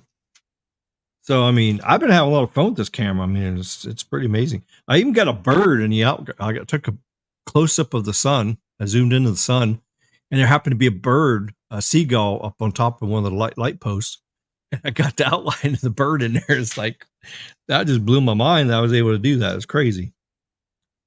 But, oh yeah, you can see the birds here. See the birds, how they're on there. I don't know if you can see it or not, but it's kind of hard to show it through there. Even when I was when the moon was setting, it was reflecting off the water. I mean, it came out good. So I don't know. I'm very happy with this thing. So it's pretty amazing. So, but I think just hearing of your battery life has got me to probably look at getting one soon. Yeah. I think you'd be impressed with it. I think you really would. Like in comparison, like let's say you used both your S22 and S23 the same exact way in a day or one day. What would be the difference in battery life? 50% longer. Really? So your S22 would be dead. At least. Your S22 would probably have had to charge or be dead, and then your S23 would still be on. I have my S22 for a year. And I work a 12-hour shift. I would get up. I would take the phone off the charger before I go to work, you know? Yeah. I take it off the charger. So you'd go to work, you'd be at like 90 something probably. After about 7 or 8 hours, I would be down to like 20% battery left. Now I can do the whole shift. Now when I get off work, I still got 25 to 35% battery left. Wow. And that's like 14 hours later. Yeah, it's that good. And the phone is so much cooler. Even when it's charging, when I charge the phone, I touch the back of the phone, it's not even hot. My phone can't even charge right now. Since I re-logged in, I've been stuck at 1%. This for the past, I don't know, like 20, 30 minutes ish. Yeah. And it's hot. And it's hot. Actually charges it takes more wattage too. Because the S22, the highest number of wattage I ever got, I'd be at 15% battery left. I plug it in, it would charge at like 26, 27, 28% or 27 to 28 watts. Yes. Mm-hmm. That's what it would charge at 15%. I plugged in this phone, the S23 in, when it was 15%. Yeah. It all went all the way up to 35 watts. And a few times so went up to like 39 watts. They're only using 30, 35 watts still though? Yeah, even though it's a 45 watt charger, it still won't do the full 45 watts. Which is okay. I mean, but the way it does it, it does a higher wattage when you first plug it in. Once you get to 50%, it reduces the watts. And the reason Samsung does that is to protect that battery. They start to trickle charge towards the end. Yeah. You don't want to overcharge a battery because especially until we get the solid state batteries out. When the lithium polymer solid state batteries come out, you'll be able to charge those suckers 65, 70 watts with no problem. and it's not going to harm the battery. But these batteries are the lithium ions. You cannot charge them, overcharge them. And of course, they have the Xiaomi phone and that Huawei phone, or those Chinese phones. They're bragging because they got the 65, 100 watt. One of them's got a 100 watt charger. I bet you anything, if you charge that phone with 100 watts for like 6 months, after 6 months, your battery life would be like horrible. Your battery would be only 60% good. Your battery life would be dead. There's no way that you can put that much juice in a phone battery and it lasts very long. I had a 21. I got a year's worth. It charges. The battery capacity was the same after a year. 22, same thing. It was the same after a year. So Samsung is doing something right. And I know people out there that still has the 21, and they're still getting full battery use. I mean, they've had the phone for 3 years, and the battery is just as strong as it was on day one. So I think too many people are wanting the fast charging too much before it's actually ready. And some of these other phones are actually making the charging faster than what it should be. And what happens if you charge it too fast and the phone gets hot? I mean, you're not doing your phone any good if it gets so hot you can't already touch it because it's charging so fast. You got to be very careful with that. But the vapor chamber cooling in this thing is amazing because they made a bigger vapor chamber cooling in it. And the 23 Plus didn't have a vapor chamber cooler in it. It had just a regular copper heatsink in it. But the 23 Plus now has the vapor chamber. It has the same size as what the 23 Ultra had last year. So they put that in the 23 Plus. So that helps. And the other thing that helps with the temperature on this phone is your processor uses half the juice. So what makes heat in your phone? Juice. The more juice you draw, that's what makes your phone hotter. So if your processor is using half the juice, your storage and your RAM is using half the juice, and then your modem and Wi-Fi and Bluetooth is using half the. You got 3 things that's got 50% less power usage. So that's what's helping keep this cool, plus a bigger vapor chamber cooler. And bingo, now we got a phone that doesn't get hot. It still performs very good. Now, I haven't did 4K video on this thing, 4K 60, and run it for a while and see if it gets hot. I haven't done that. I haven't did a live stream with it. I haven't did that yet. So there's some more stuff I want to do. I mean, when I go to the mall, I'm going to the mall on Wednesday, Sawgrass Mills Mall. When I do, I'm probably going to take my gimbal with me, put the phone on it. I'm going to put the camera on, and I'm going to walk around for a while in the mall and just see how it does with live streaming. The 22 didn't do very good on the live streaming. It got kind of hot and it thermal throttled and all that kind of stuff. So I'm anxious to test this a little bit more. I've only had it for a month, so I haven't went hardcore testing on it. Carlos does a lot more hardcore testing than I do. I mean, he'll slap a phone on there and go out there and walk around live for 3 hours in a row. So I think he did it already, and he said he's not impressed with the 23. He says it's not as good as the Apple, but I mean, I'll be honest though, it was good. It seemed better than the S22. I'll say that. Yeah, by far, yeah, it does. I think one of the bigger things is the live streaming apps and such need to support the Camera 2 API. They don't seem to be really supporting the Camera 2 API. And most of them, therefore, are basically just doing like a screen recording of your camera feed. In my experience, live streaming on an Android the quality is usually like horrible, no matter how like high you throw the bit rate, because it's just doing like basically a screen capture, which then in theory is limited to your screen resolution, but it still doesn't look that good. Yep. And others have complained about text appearing blurry in photos, artifacts showing up in some pictures, problems with night mode. The feature allows users to snap pictures in low light environment without using flash. Hopefully the update from Samsung will get rid of most of these issues, which I'm not having any issues like that. So, I mean, just keep in mind that's not unusual for a phone manufacturer to release an update a few weeks after launching a new phone, which we know that's I mean, no matter what you have, you can get a TV and needs a new update later on. I mean, you get a computer, it constantly gets updates. So everything always gets updates. I mean, you can't launch something with software that's perfect. I mean, you could, but you would just delay the actual launch date. You know, why would you wait 3 years to launch something and wait for it to be perfect when you can launch it and, make money off of it, and then that helps keep your income going. So updates is just a thing. Night mode will be feature improved. Well, if they update my night mode, I'm just going to be blown away because I'm already super impressed with the night mode. So anything they update on this thing, I'll be really happy. So I'm going to try to post some more pictures on Twitter too. So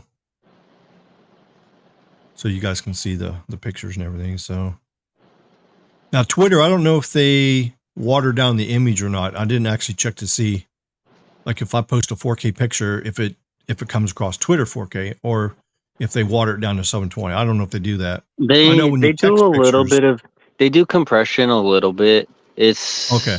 It's hard to say. Like, it's decent. But I know, like, if you posted 120 megapixel, there's a 200 megapixel image, I think it'll at that point get compressed to like 4 meg or something. I think more so their limit is like size based. Yeah, I did post a 200 megapixel on Twitter. It went through and it looked okay. It looked okay, yeah, but I could tell it wasn't the full 200 still. Oh, okay. Yeah. That's the trouble. It doesn't matter how good a technology you have. If the media and the way you transfer stuff compresses it, it's like, it's kind of ruining it. So the only I know way the phones shoot in HEIC, but I know that and then it's a lot smaller file size because of that. But I know the web browsers like still don't support much of that, so it ends up getting like reconverted back to a JPEG basically. And it's a lot larger file size. So yeah, they probably don't let 200 megapixels on, because if you had everyone uploading 200 megapixel photos, started consuming a lot of space. Yeah. Oh yeah. All right, so there's that. Let's see what else we're going to talk about. I got a couple other articles we're going to talk about here. Let's see. Yeah, they're talking about the altimeters. So I guess the altimeters are going to cost $637 million to update. Wah. Should have been done a long time ago. Had they done it 10 years ago, it probably would have cost $637 million. It would probably cost about $200 or $300 million. So by having the higher amount is only their fault, because crazy. Well, it's their fault it took so damn long to upgrade everything. Yep. FAA says $26 million will cover costs to prevent 5G interference. There's no 5G interference, dumbasses. I don't even know why I pulled this article up, because it just makes me mad. Deception and lies. It's crazy. I think I'm going to go back to real quick the last topic on the photos. If in the future you want to share 200 megapixel photos, a good idea, I think, is to share it with Google Photos. Yeah, that's what I do. I have the Google Photos. Yep. So just share a link from it then, because I think Google Photos compresses it a lot less, if any. Yeah, I know. As long as you pay almost near.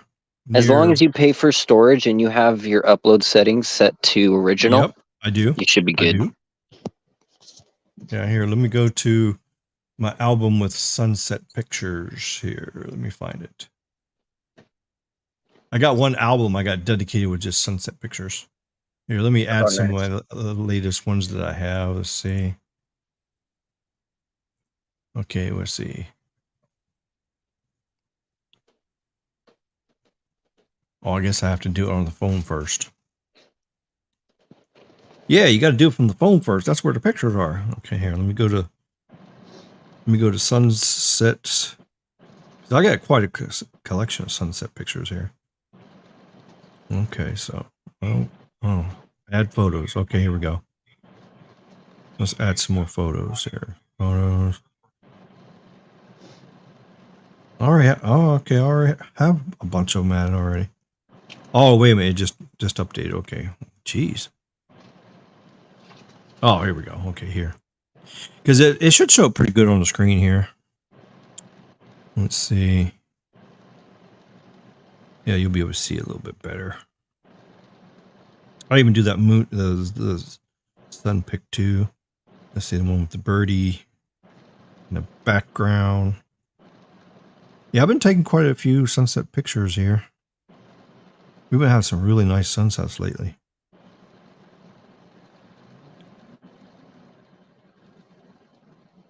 And always, oh yeah, I got another drone video. The AT&T tower that just got upgraded right here by my work. I flew the drone yesterday. So I got a drone video coming out. Probably tomorrow I'll do it. I'll upload it tonight or this evening before I go to sleep. So you have another drone video to look at. You can see the new upgrade and how they took off the antennas at the top. And it was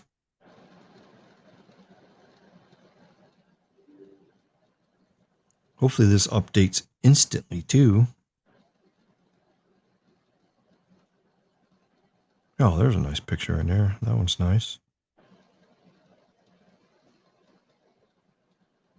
Ooh, there's some more good ones there.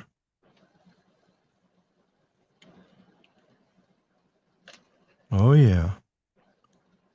Good colors. Ricky, did you enable band selection on that phone? Band selection for the S23 Ultra? You mean hack it so I can do everything with it? Yeah. Yeah. And it worked. It worked right away. Oh yeah. Nice. Oh, No, yeah. I was just curious if I hadn't heard of anybody trying it yet on the S23 Ultra. So. Oh yeah.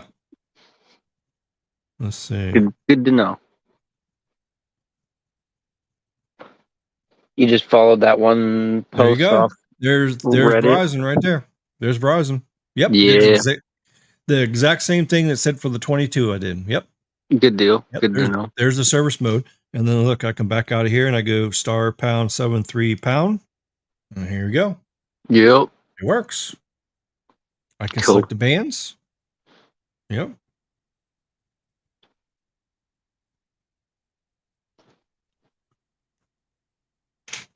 All right. All right. So the picture should be, I think they're all done. Let me go to the settings. I'm pretty sure I have it on full resolution, I think. Here, let's say options. I'm pretty sure. Oh, well, that's not it. Let's see. Where is the options at?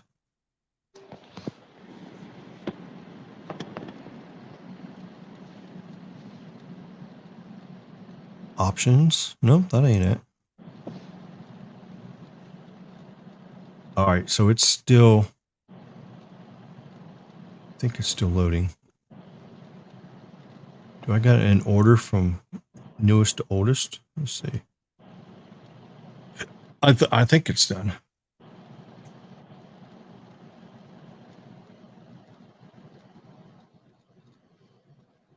I think it's just about done.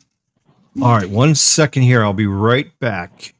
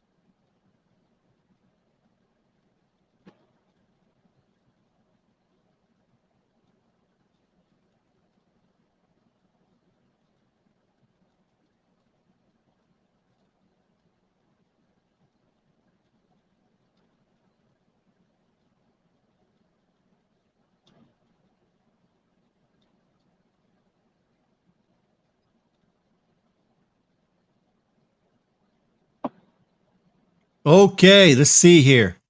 Let's see how this shows up through here. All right, here we go. So hopefully that comes through. Of course, I'm only in 1080p on Hit F11 on your streamer. keyboard. F11? What does Yep. that do? It goes full screen on Chrome. Make sure you're in the... Click on your photo and then do it. Yeah. That didn't help anything. It's still the same size. It hid the top bar. Yeah, that's all it's doing. It's not actually doing anything. But here's some sunset. It made it look good, Rick. It hit all your tabs. Oh. Oh, snap. All right, so here's some pictures. I don't know how it's coming through on that side, but there's the sun. That was zoomed in a little bit, so it looks a little grainy. Of course, when you zoom in, you lose clarity. Now, there's the one where the bird's in front of the sun as it's setting. And then you see a sailboat way out there in the background. And there's the birdie I was telling you about. Yeah, look how the water is. The water is just like amazing. And that one's just crazy. The way the clouds are like that. I think that's the wide angle, I think. Yeah, I think that's the wide angle. Or is this the wide angle? Oh, this is regular. Okay. The wide angle didn't do so good because it didn't do good on low light. You can see it's a little blurry. But that one worked out pretty good. So I guess that's the night mode worked on that one. But when you go into wide angle, the night mode doesn't work anymore. So I think that's why that one didn't turn out too good. Yep. It's not too bad at all. Oh, there you're back. Let's see. Oh, wait, one sec. Can you hear me? Yeah, I hear you. Cool. Finally, StreamYard's working. That man. one is that one's in night mode too. Dude, StreamYard crapped out on me on Sneed's live the other day. Like halfway through the live, I just couldn't be heard anymore. Oh, okay. I'm on my desktop now, by the way, because my phone apparently wouldn't charge, even though it was plugged in that whole time. It was still at 1%. Yeah. Okay, these pictures are the S22. So as I'm going back in time, these are the 22. The first ones were 23. You could tell a difference. I mean, I could tell a difference. The 23 pictures were a lot better. Yeah, they're more even. Like, in terms of like exposure, they're just more. Yeah, the HDR seems like it's much, much better. Yeah, exactly. The S22 seems just like a little too punchy.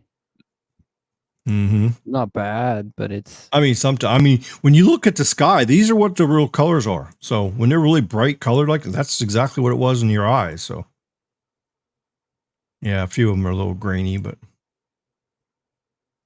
and that's how bright that was. I mean, the sun was coming right straight through there. It was really bright. Yeah, just like that. It's just really bright.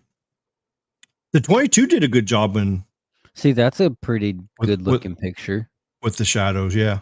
That was the 22. Yeah. Yeah, it's pretty amazing. Pretty good too. That was wide angle there, I think. Yeah, that's wide angle. I could tell that was pretty amazing. I think this is still the 22. Now that was for my drone. Yeah, that was for my drone. That was 2K60. Well, whatever, or maybe it's 4K on the camera mode. The camera mode is like 12 or 16 megapixels. They take actual photos. That was S22. Unless someone's getting dumped on right there. Yeah, I zoomed back. A little spot was like, screw you in particular. That was raining. That's a wall cloud right there. That's what tornadoes come out of right there. That lowering cloud base. Like a thick that was a wall cloud. Oh, look at that! Isn't that crazy? It's gorgeous. It was so calm that day. This is one I took last summer, with the 22. Just crazy how the colors are. I zoomed in. It wasn't too bad when I zoomed in here. There's another storm. See the Mamanda's clouds at the top and the anvil. Yeah. That was like a supercell over the Everglades swamp.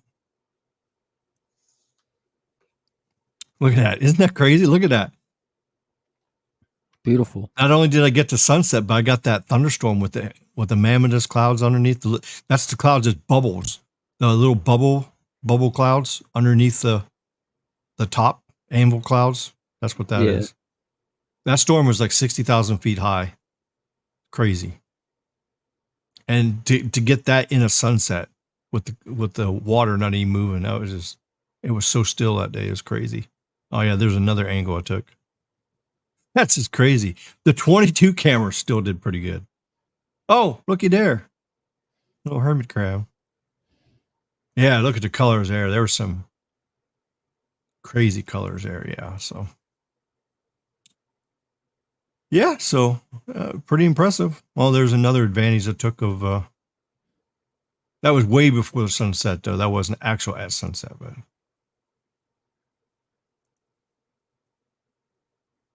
Yeah, that was a pretty nice night there too, where the colors popped through. That's the thing that's nice about sunset. It could be different every night. Depends on the clouds make it kind of unique that way. I mean, when we look at the water, it looks like it's glass. It's crazy. Oh, there's another day with the big thunderstorm with the sun peeking out the side. So yeah, that's pretty cool.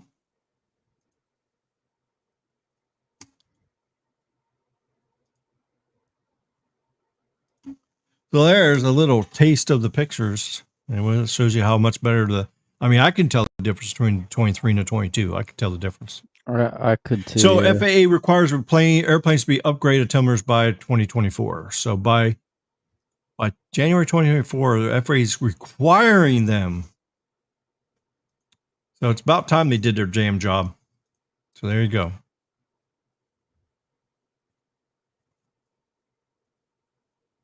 Yep, thought you'd like to see that. All right, what do we got here?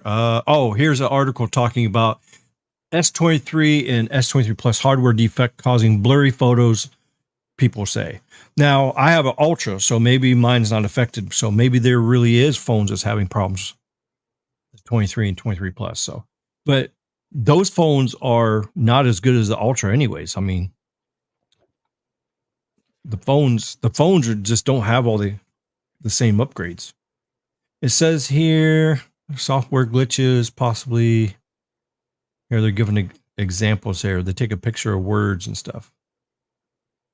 I can't really. Hold on. Are they really complaining? That's just like bokeh. That's because it's such of a large sensor, and so, this looks like they're taking photos close up. So when you have such a large sensor and you're taking something close up, only a fine amount of something in a very small region is going to be in focus. Yep. There you go. I think it was the S23 the S21. I think when it first came out, or even I think its whole lifetime, because it was the first phone with a larger sensor and it had the 120 megapixel. I'm pretty sure it couldn't take close photos at all. And when you did get a close photo to focus, a small region of that photo was in focus, and the rest of it was that's right. It was like the center. It was the rest of it. People don't understand blurry. That. So this ain't like, this is more of like just. It's called field curvature. Yeah, it's kind of more just like a hardware, like just an aspect of the hardware, a downside to the hardware. See here, it said this little circle here is blurry.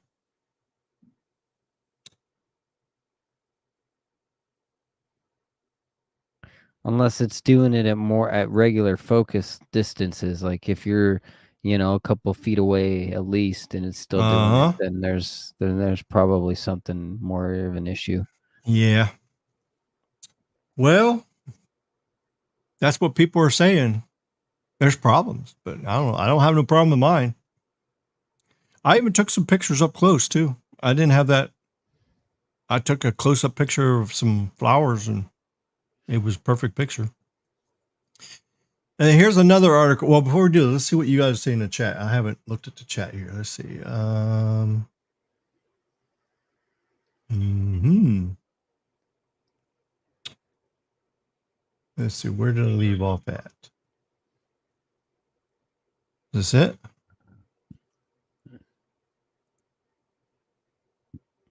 Oh, yeah. I did that one.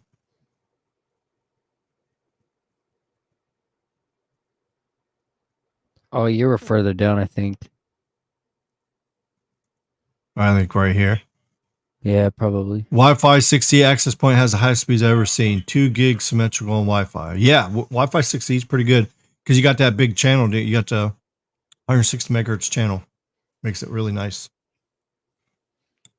And then Wi-Fi 7 comes out, then you're going to have 2 160 megahertz channels. One for Wi-Fi 6 or 6 gigahertz, one for 5.8. Take 2 160 channels and blend them together. Carrier aggregation. It's going to be amazing. Sorry, at home. Oh, okay. No problem, Carlos. Oh, Home Depot. Phone is over with $1,000 with no trade-in unlocked. So it's understandable to have high expectations. Yeah. Metro by T-Mobile is down in my area all of a sudden. That's funny. Yeah. My Pixel has better battery life than your S22, and mine is a 4XL. 4XL has better battery life than a 22. Okay. If I'm comparing daily experience to yours, Anchor One Ace is the one that supports 2.0 super fast charging. Well, the S22 Ultra has super fast charging 2.0. So does the 23. Mine goes from around 95 when I get to work, and 10 hours later, it's around 50%. That's pretty good. I think you were talking about your phone going from 20% over the time of your shift on standby. Oh, okay. Huh? Phone died.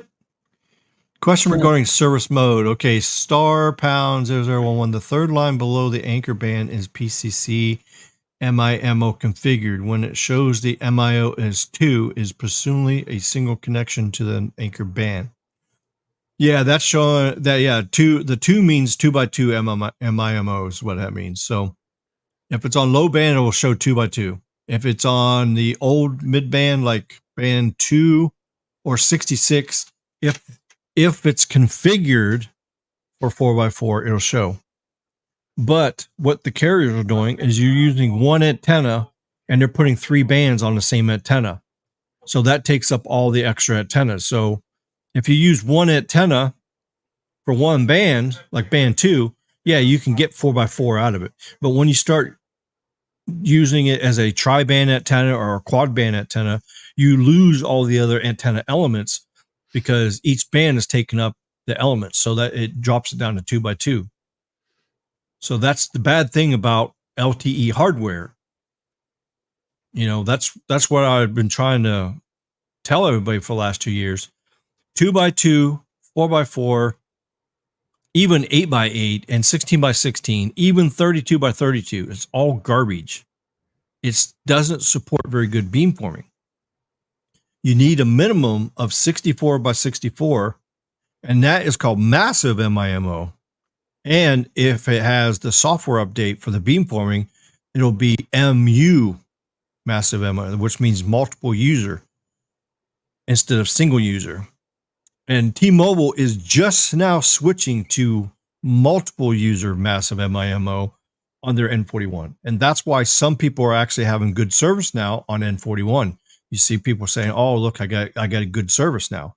That's because they're actually starting to upgrade the sites with multiple user massive MIMO with 64x64 instead of using split mode 32x32, half on LTE, the other half on NR, but it's in single user mode. And it's not full massive MIMO either. So when you drop it to 32x32, then you lose your beamforming capabilities as much. So, I mean, that's what all makes a difference. So, yeah, but that in the service mode, your main band connect shows that. Now, the other parts I don't think it shows you what your massive MI or your MIMO mode is on NR. I don't think it shows that on there. I don't think it does. And then the carrier aggregation bands doesn't show what MIMO it is. So yeah, that only works with the main band, the main connect band. But when it shows 4 MIMO committers, does that mean there are 2 connections to the anchor band? That just means the antenna is actually a 4x4 antenna on your anchor band. That's what that means. It doesn't mean it's multiple bands connected. That's what that means. Can you confirm or deny PC MIMO config 4 means dual connection to an anchor band? No, it's not dual connection. It's just, it's connected to a 4x4 antenna. So it means it's got 4. Well, you know what MIMO is, multiple in, multiple out. So it's actually 4 data streams. So 2x2 has 2 data streams. 4x4 has 4 data streams. If it's 64x64, it can do 64 data streams at the same time. And that's how you get your beamforming. So basically that antenna can actually beamform 64 different directions. That's why the beamforming works better with the massive MIMO. It shows up on band 2. Yeah. So if you get 4x4 on band 2, that means they got newer equipment. But if it says 2x2 on band 2, that's got the older stuff. When is ATT going to 64x64? Well, they are when they're putting up the N77. N77 is 64x64. And remember, you can't do massive MIMO on low bands. It has to be 2x2. You can't go any higher than that. I mean, you could, but you'd have to buy a 15, 20 foot tall antenna, and the towers is not going to handle that. Too much wind load and weight. That's why the higher your frequency you go, the smaller your antenna is. So then that's why you're able to go 256 by 256 MIMO when that equipment comes out for 3 gigahertz, because the antenna will be the size of the current LTE stuff. It won't be the size of the 64 by 64. You see how small that is? The N77 antenna now, 64, it's a small square.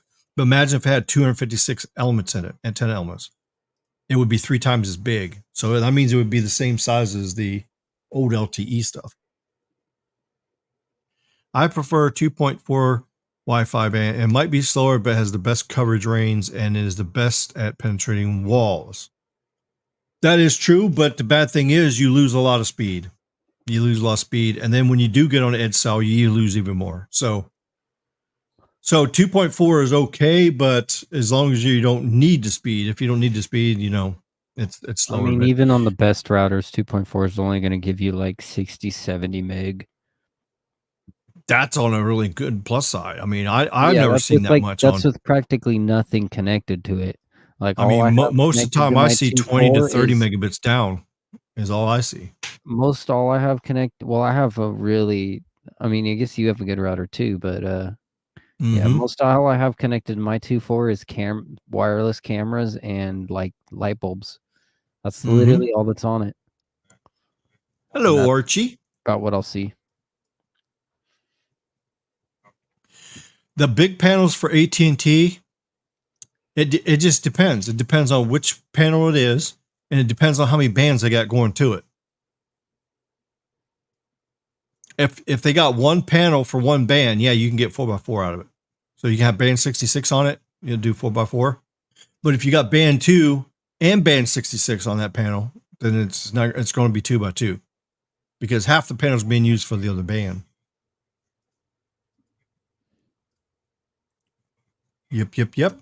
So T-Mobile's Raise updates his 5G layer cake analogy. This is going to be interesting.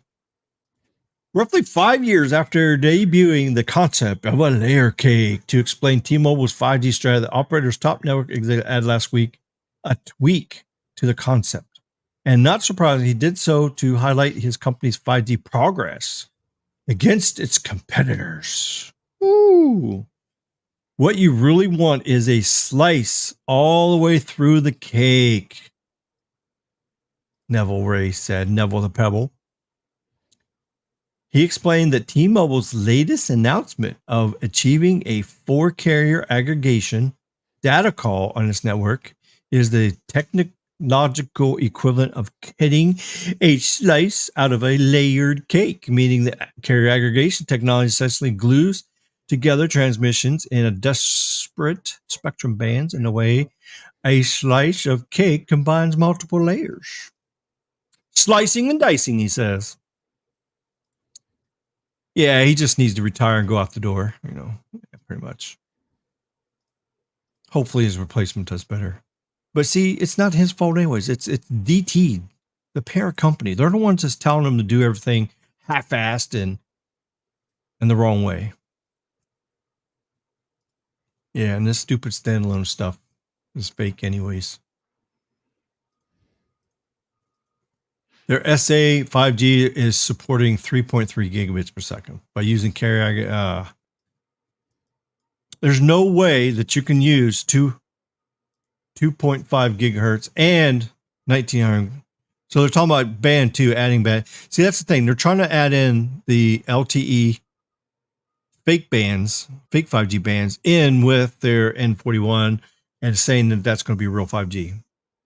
The only real 5G they got is the N41 if it has 64 by 64.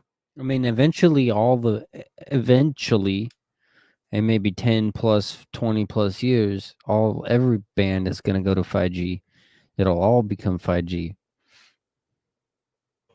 So it can't all be fake at that point. Well, I mean, it shouldn't. I mean, the LTE stuff should stay LTE.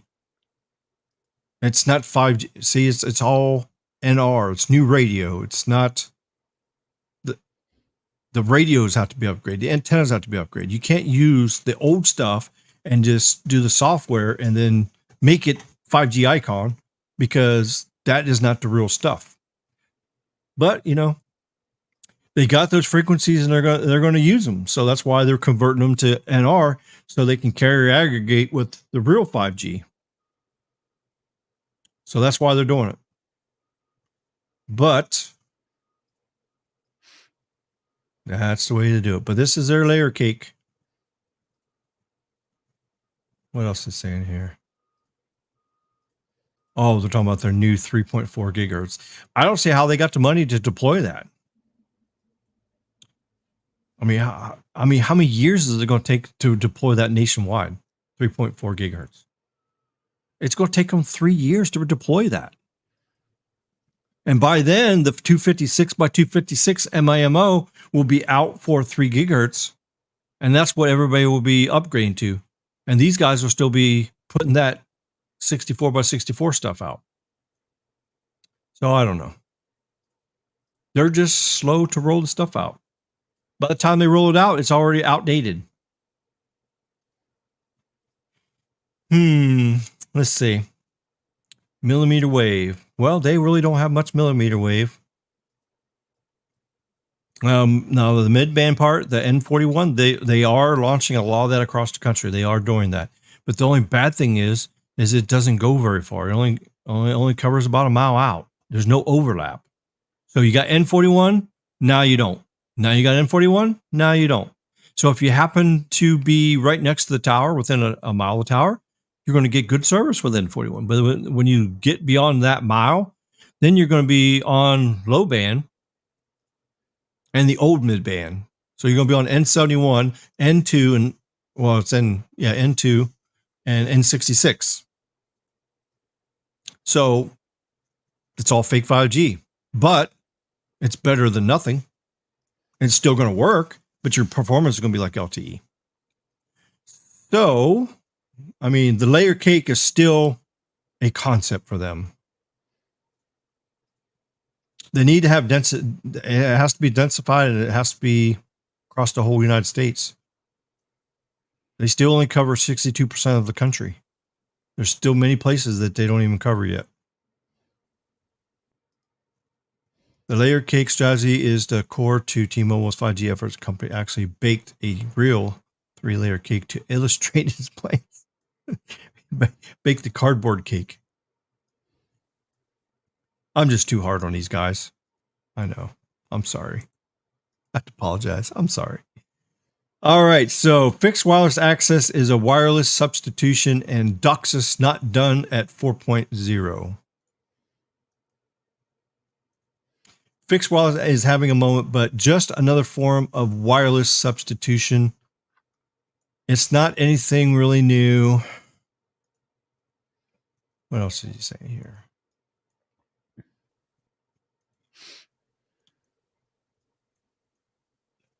Going beyond DOCSIS 4.0. Charter has outlined an aggressive upgrade path for its hybrid fiber coax. HFC, hybrid fiber coax. So it's fiber, then it goes coax to the house. I think that's the stupidest thing they could do. The best thing is have fiber straight all the way through to the house. That's how your far best is the coax jump though? Yeah, that's the question. Because in a lot of fiber deployments, I've seen them go as far as the Ethernet goes from the street to the house. Ethernet to the what? There's some setups out here in southern Utah where they're basically the ONT is on the street level. You know, like on the curb. Really? And then they just ran an Ethernet up to the house, and then so they have a waterproof unit out there? Yeah, there's the ONT basically, you know, it's like the main fiber comes in and then there's multiple Ethernet ports. Well, I thought that had to be inside the house because otherwise it'd get wet. I mean, I guess they do have some sort unless of they make an outdoor version. It's not often. They don't do it much anymore because it was kind of a dumb install or a dumb way that they set up some of the neighborhoods. It sounded that way, yeah. But it is done. I'm sure it's done in other places too. But that's why I ask, like, how long is the run? Because if it's within so many 100 feet, you know, I see it doable if you've got some sort of then a just a modem on the other end. Mm-hmm. As long as they're not being, you know, stingy and offering less speed packages, you know, like symmetrical or not at all. Yeah, they're saying they're going to do symmetrical. 1 gig. That's good then.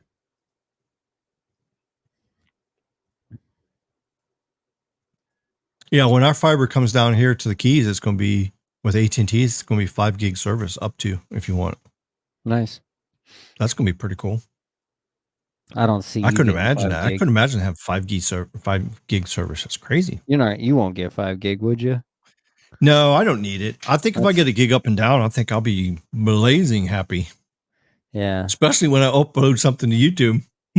I mean, I think even a 300 or 500 is still sufficient, you know, because if that's the case, I'll just keep my at the end of it. Well, I mean, I don't have the uplink on Verizon Home Internet. I only got 30 up or 20 up. I mean, and that's the biggest thing. Like, if you have such a big jump in upload like that, like, I think at the end of the day, it's gonna be like, I'd be happy with a gig up and a gig down.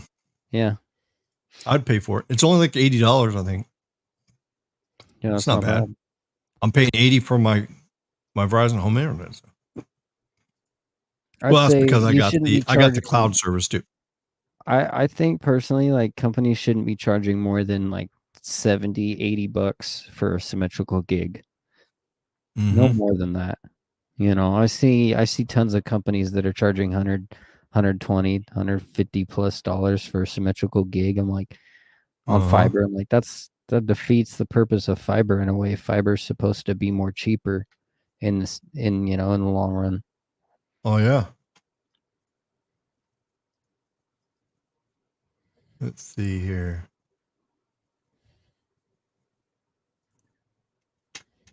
The bigger panels here have like 5 bands on them.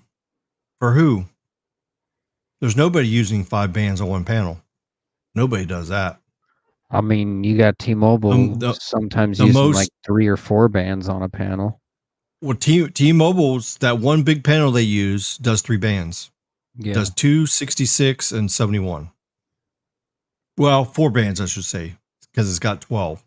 It's got 12, 71 on low band, and 2 and 66 on the old mid band. So it's a quad band. But I don't think they have 5. So AT&T has 3 panels. If they have 3 panels, it usually has, and that's for like 5 bands. You got 2 on one. They got the low band on one panel, the very biggest one, is got the 2 low bands on it. It's got band 14 and band 12 in it. And then you got the other one. The other 2 are a little bit smaller. One's got 66 and 2 in it. And then the other one has 30 and 66 in it. So 3 antennas with AT&T can get you 6 bands. Oh, you can't forget band 5 too. Yeah, band 5 is in one of them too.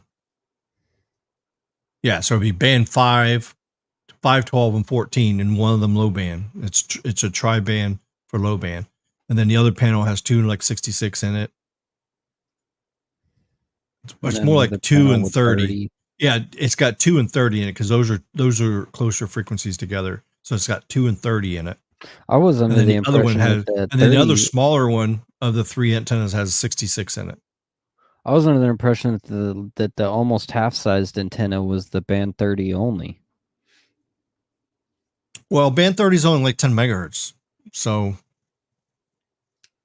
yeah, but it's a dual band. It's a dual band antenna also. Like 2.3 gigahertz, like yeah, it's 2.3. They usually put that with the band 2 because it's not 1.9 because they're closer to the same frequencies.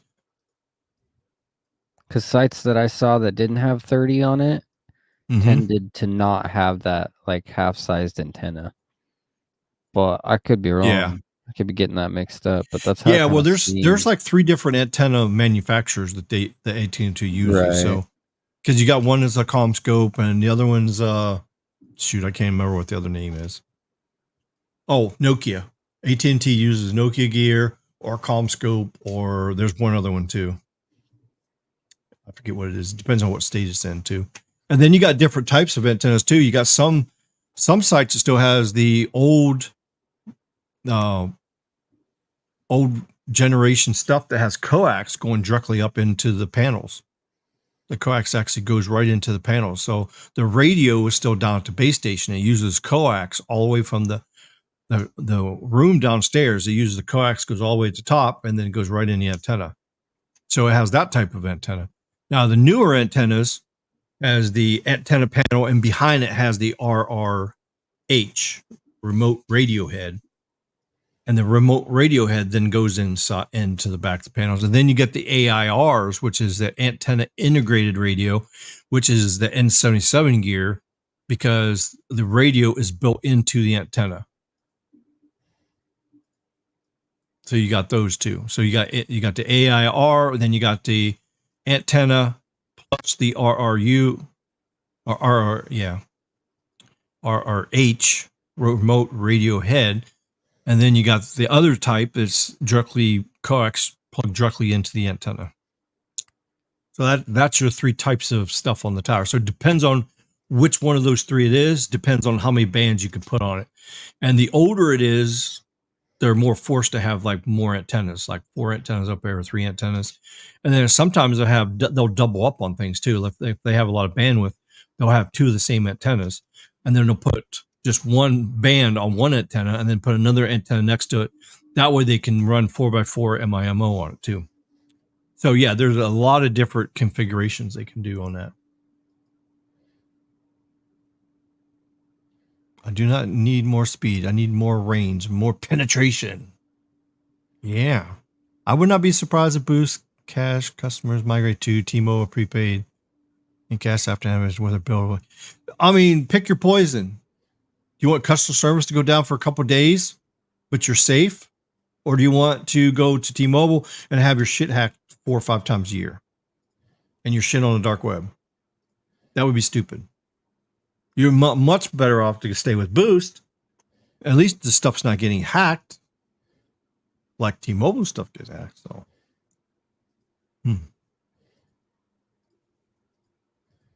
I am conflicted. Pepper Tree TV is on now, and Ricky is still live. Oh, we'll go watch Pepper Tree TV. I'm not going to be mad. That's okay. There's still 17 people on here. We're going to go on for another 30 minutes. I'm probably going to end this because what time is it now? Oh, it's 9:41. It's almost bedtime. That's right, because I'm on day shift right now. So, yeah. That's why I started a little early on the live stream. Plus, probably Carlos is going to be going live here in just a little bit, too. So, I don't know if he didn't tell me what time he's going to go live. But so, yeah, he'll be going live here right after me, probably. because he's going to start doing his stuff a little earlier in the evening. So, and I apologize, I haven't been live for a few weeks because I've been pretty busy with stuff and working extra. And then of course that one week I just took a break off. I just didn't feel like going live that week. That's right, man. You do you. You do what you need. I've been doing a live stream every week for like many months. So I know. So crazy. And if I had the time, I would give you guys 2 shows a week, but I work 60 hours a week, so it's kind of hard for me to do 2 shows a week. Plus, you got all the other content creators. You got Sneed on there. You got Technoid. You got all these other people on there doing live streams. So in order for me to do more live streams, I'll have to do mine on top of others, and I don't want to do that. I'm not here to compete with other people. I'm trying to do my channel integrated between the times everybody else does theirs. That's what I try to do. So, because the last thing I want to do is be live with somebody else's live. I don't want to do that. It's all about respect. Yeah. And not being a piggy. Oink, oink. Redbeard says AT&T.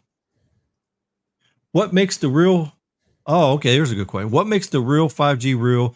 Bandwidth alone or hardware? Well, that's both, actually. Yeah, if you missed my live stream, I actually did a couple live streams talking about 5G. That one, it was called the top 10 hardware updates that makes real 5G. So I did a whole live stream. I actually talked about the 5 main things that you got to do in order to be real 5G. And it's not Ricky's rule, and it's Ricky's way, or like some people say. It's like, oh, it's not making Ricky happy enough, so he's always going to call it fake 5G. And it's nothing about me. I'm just the message man. The 3GPP standard, the worldwide standard for 5G, they make the rules of the technology. They say, you have this, you have this, you have this, you have this, you have this. And then they say, okay, vendors, make your equipment. And it's a standard across all carriers. So all 4 carriers can buy the same equipment and deploy the frequencies the FCC gives us. Now, some other countries, they have other bands that they got to do. So they have to make equipment for each country, whatever their spectrum and bands is. So, but basically what it does is LTE is limited by 20 megahertz channel. So you cannot have real 5G on the old LTE stuff because you're limited to 20 megahertz channel. So in order to get 100 megahertz of spectrum, you'd have to do 5 channel carrier aggregation. That's not very efficient. The other thing is you need massive MIMO, multiple user massive. You need 64 by 64. And in order to use that, you got to have at least 40 megahertz of bandwidth. So that leaves out all the low band and old mid band because it's limited to 20 megahertz channel. If you do a 40 megahertz channel with 64 by 64 MIMO, you got to turn the power down. So AT&T is launching 3.4 gigahertz, right? With 40 megahertz. And they're launching N77 with 40 megahertz. They're all in 2 different bands because the FCC screwed them. So now you can do 40 over here, 40 over here. You got a carrier aggregate 140 channel and 140 channel. You carry aggregate them. Now you got 80 megahertz, but that's 2 carrier aggregation. So that's the part of the problem. Now with Verizon is going to be a lot better because now they can do 100 megahertz channel on N77 and then do a second channel of 100 if they have the full 200 megahertz. If they do that, they can put 2 100 megahertz channels on one N77 antenna, and then you can jack the power up to 320 watts because you got the spectral efficiency. So the more bandwidth you have, the higher you can do the power. So you could do 2 100 megahertz channels, carrier aggregate them together on the same antenna, jack it up to 320 watts, and really do beamforming like it's supposed to be. That's the magic with 5G is beamforming. When you don't have beamforming, you don't have real 5G. You're just splattering in all directions and hoping the phone hears you. And that's why a 40 megahertz chunk or a 60 megahertz chunk of 3 gigahertz doesn't go well indoors. That's why N77 is not doing that well indoors. Now, once Verizon goes 200 megahertz, 2 100 megahertz channels, pump up the power of 320 watts, they add the SRS software update, and they do the uplink booster software update. Once they do that, Verizon will have indoor coverage on N77 very, very well and have gigabit speeds up to 3 miles away. So that's why Verizon is going to kill it, because they were smart when they got their 3.7 gigahertz. They got the 160 to 200 megahertz chunk, and they're able to do a lot more with it. AT&T has got the lower part and the upper part. So they're going to have 80 on the upper, 40 on the bottom. So they're going to have to carrier aggregate those two channels, and they're still not going to be as efficient as Verizon because they won't be able to do the beamforming and the power as much. So that's the main thing that makes 5G real versus fake. Like I call it fake, because it's not. It's just like taking, a shot of whiskey and then you take another shot of water and you throw it in there, and it's half water and half whiskey. It's not real whiskey, it's half whiskey. So it's the same kind of thing there. So if you want 5G to work the way it's supposed to and get a 30% more gain on coverage and speed, you got to do all the hardware updates, and that's why it's called NR, new radio, because it's all on the hardware. It's not the software. I mean, software does have some parts of it, but that's the main thing that makes real 5G. So it's the bandwidth and the hardware and the equipment. That's what gets you the actual real stuff there. Isn't Ericsson one of AT&T's cell vendors? Yes, it is. Yes, it is. There's Ericsson out there. There's Nokia out there, and there's Samsung. Those are the three that makes the gear for the new stuff, anyways, for the new 3 gigahertz stuff. And you got Nokia too. You got Nokia, Samsung, Ericsson. Yeah. How you doing there, TJ?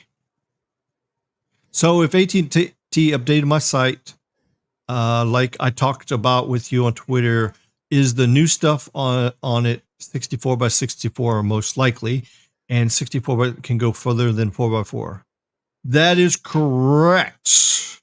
But you got to remember too that the N77 that they're putting up there is 64 by 64, but they only have 40 megahertz they're going to launch right now. Then later on, they can add the other 40 to it. So then it's going to be an 80 megahertz channel. When they do the 80 megahertz channel, it's going to be a lot better because they'll crank up the power just a little bit more, and you'll get the beamforming and all that stuff. And then when they do the other antenna up there later, they'll be adding a second Ericsson antenna up there, and it's going to have the 3.4 on it. And it's going to have 40 megahertz of that. So you'll have 40 megahertz on one antenna. It's not going to be as efficient because it's all by itself with 40. The other one with 80 is going to be a little bit more efficient because it's got more bandwidth. The more bandwidth you have on the antenna, the more you can crank the power up, and then the more beamforming is going to work. And it's going to work better. So we got a little bit more time. We got at least another year, maybe a year and a half away before we actually start seeing the 3 gigahertz band actually light up with real 5G. And it's going to make a big difference on your indoor coverage too. So how come they didn't do the 3.4 while they were up there? Well, that's because they don't have the equipment yet. There's still equipment shortages. And plus, they're not allowed to use that frequency yet, so they don't want to put it up there. So, I mean, there's several reasons why that could happen, but they did say that they were going to start doing one touch as a tower, but I have not seen them do one touch. Here in the Keys, they've been putting up 40 megahertz of N77, and that's all they did. They didn't put the second antenna up. Now they're leaving room for the second antenna because when they put it up there, like when, here, I'll show you. Here's a sneak peek of my drone video. It's going to be coming out. This is the tower they just upgraded over by where I work at. So here's the tower. See there? There's the tower. They took the stuff off top. The old coax going directly to the antennas that was not being used anymore. They took that down. They took the antennas down, the whole rack down at the very top. They took it down, and they took all the coax down too. So now they have just the new stuff down bottom, this stuff right here. And as you see 3 antennas there for LTE, and then you got 1 antenna for the new N77. Now, one of them antennas, that really long antenna, The one in the middle, I think, if I remember right, the one in the middle, that one is the low band antenna. That has band 12 and 14 in it. And I think the other long antenna on the other side has band 5 in it. And then the shorter antenna on all the way to the right, the shorter one, that has the other mid-band, like band 2, band 30, and 66 in it. It has So those three see, in bands. my areas, the antennas that I think supposedly have been 30 are like Mhm. 3/4 the size of the tallest one. Oh, there. okay. Yeah. So it's like even But you shorter than that one on the far right, you know? Yeah. So you see where they put the N77 antenna? They Yep. put it towards the top. So now when they come back later, they're going to come back to this tower again.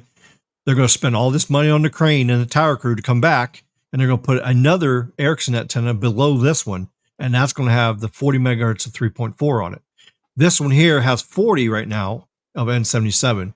Later on, when the frequencies are cleared and Verizon gets the rest of their spectrum, then they're going to get the 40 megahertz that AT&T has, and they're going to get the other 40. So they're going to have a total of 80 on the top antenna. The bottom one will have 40. So they'll have a 40 channel carrier aggregated with the 80 megahertz channel.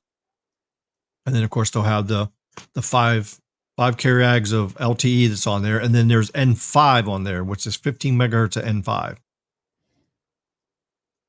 So that's what this site has. So yep, as soon as I upload this video, it probably won't be tomorrow. I'm probably not going to do it tonight because I'm probably going to go to sleep here pretty soon, but I'll do it tomorrow morning. I'm going to upload a video, and probably by tomorrow evening, about 7 o'clock or so, I'll have this tower drone video come out. So I'll set it up as a premiere, so you guys get to see this. So, but that's the upgrade they just did there. So, and that's 64 by 64 MIMO on that little antenna, and you can see that on the back of it. See, there's like 2 little humps on the back. One is a transmit radio and one's a receive radio. And that's how they have it. And so there's 64 antennas that transmit, and there's also 64 antennas that receive that's overlaid on top of it. And pretty soon coming out, they're going to have the 256 by 256. So it's going to be bigger. It's going to be twice as big as that. Actually, 3 times as big as that. And then it's going to have full duplex, which means it's going to have 256 antennas on the top panel, and the radio will be right behind it for the receive. And then below it will be 256 antennas for transmit, and its radio will be directly behind it. And that's going to be the full duplex MIMO that comes out. When that comes out in a couple years, then they're going to rip these all down. So these 64 by 64s are coming down in 2 years. So crazy. They're spending billions of dollars to put this up just to use it for 2 years. And then the new stuff's going to come out. When they put the 256 by 256 up there, and if we can get some more 3 mega or gigahertz license, if the FCC would get off their ass and auction off 3.1 gigahertz and give us another 200 megahertz of frequencies, then they'll have more frequencies where they can use. And of course, hopefully when this 256 by 256 comes out, it'll be a multiple band antenna where it can do the whole entire 3 gigahertz, which will be nice if they can do that. But the trouble is you got the low power band 48 in the middle of N77, and that's why AT&T has to do 2 radios, because that low power band is in the middle of it, so it's kind of ruining it. So that's the bad thing about that. But that's the way the FCC did it. Poor AT&T's got to spend all this extra money. AT&T is only putting up a single, well, we don't say C-band on here. We say N77 because it's really S-band. So it's N77 antenna radio here, and North San Francisco Bay on new builds. So yeah, that's what they're doing here. They're putting a single antenna up, but later on they're going to be putting the second antenna up, and that's going to be the 3.4 gigahertz. Because what they're putting up now is the 3.7 gigahertz, which is N77. And the trouble is, N77 is both 3.4 and 3.7 gigahertz. So they made it the same band. They're dumb. The FCC should have made 3.4 gigahertz a completely different band number. They should have made it like band, I don't know, made another band number. Whatever other band is available out there. Even if they made it band band 110 or something like that. That's what they should did. Made it N110. 3.4 gigahertz, make it N110. And even 37 should not have been named 77 because N77 is the band number for other countries. And it's completely different frequency range than what America is. Because the true N77 that was originally made goes all the way up to 4.2 gigahertz. It goes 200 megahertz into the actual real C band, which is 4 to 8 gigahertz. So N77 should not even been used in America. So FCC was dumb for doing that, but they did it. So nothing we can do about it. Has that site been lit up yet? Yes, it is. Yes, it is. That site is up and running. They had it up and running in 7 days. So after the tower crew left, 7 days later, it turned on.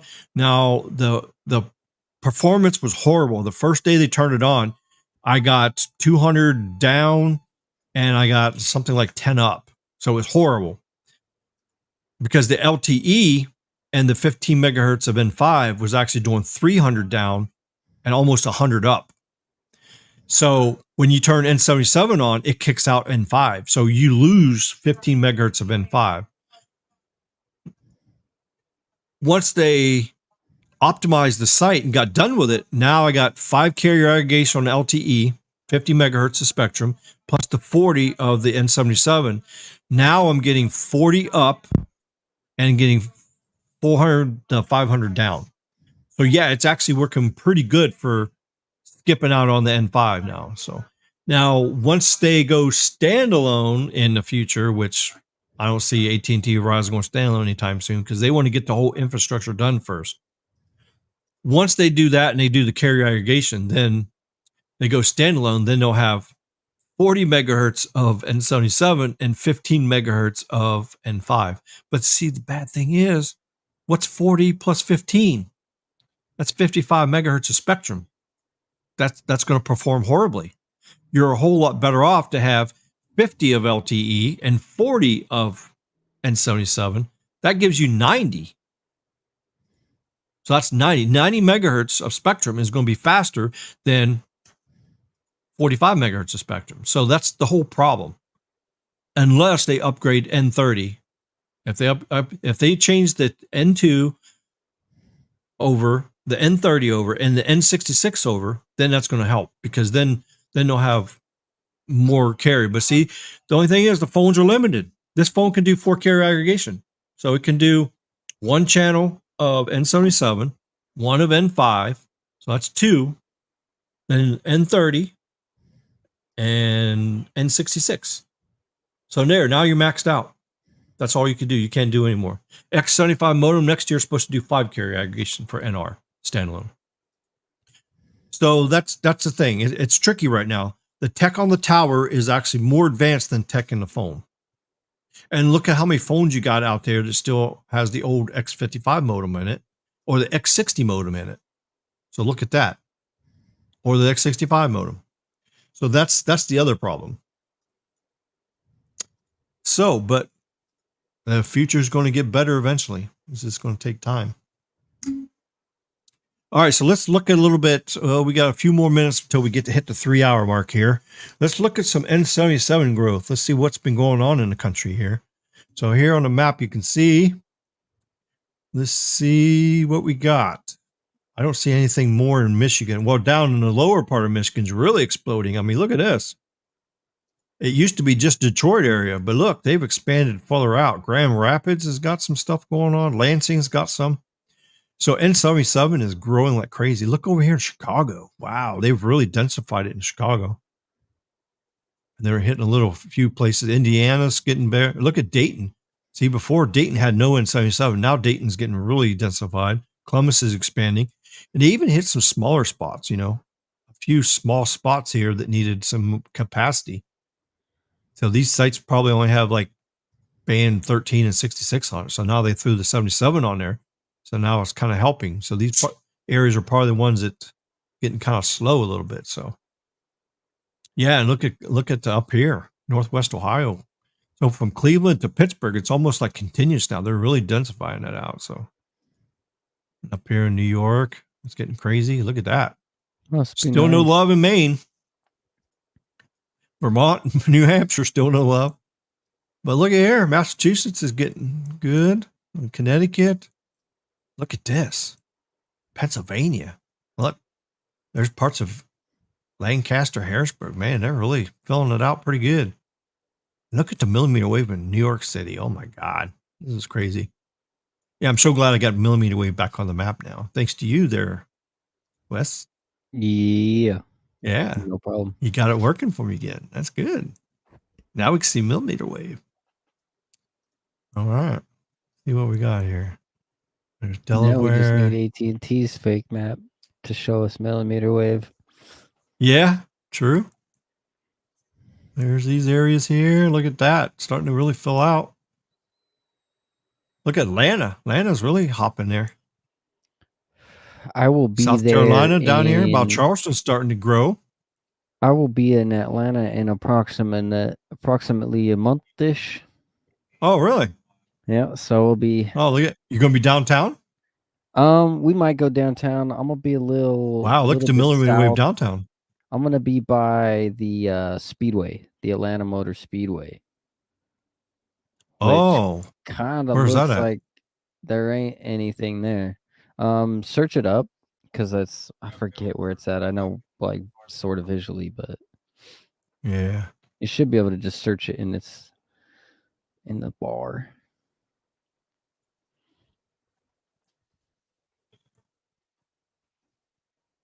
I think it's over by Marietta, actually. Yes, I believe so.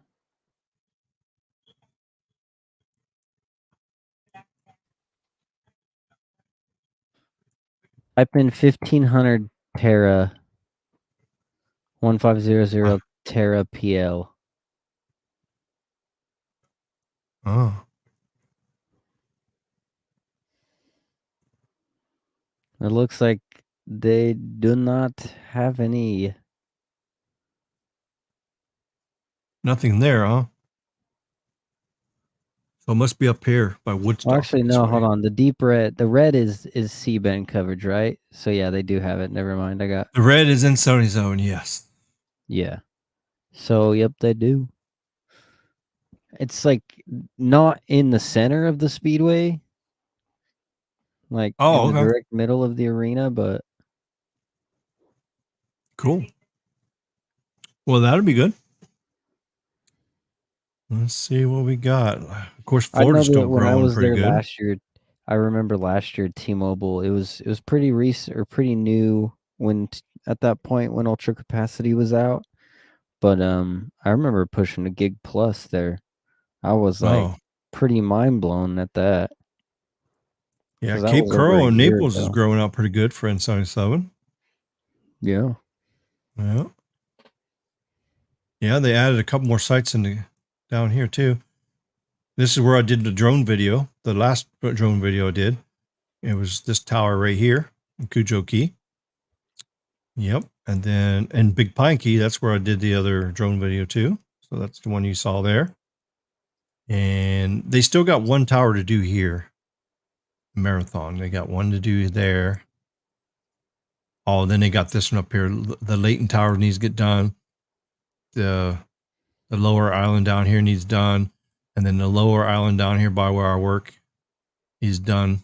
The upper island's done. And let's see, this tower needs done. This tower over here needs done. So there's still a couple more. And this one needs done up here. And then of course up here in Ocean Reef, this tower needs done too. So yeah, there's still like 5 or 6 more sites that need done for Verizon. Now AT&T's been going crazy in the Keys. They just added like another 4 or 5 towers. So they're going crazy down here. So AT&T is actually passed up Verizon down here anyway. So, and look at all these little spots here, little spot there. New Orleans is pretty good. That's all covered good. Yeah. And then let's see over in Houston, Texas. Look at that. Oh, shoot. Yeah. And then, of course, you got San Antonio, Austin. And then let's see how we're doing down here.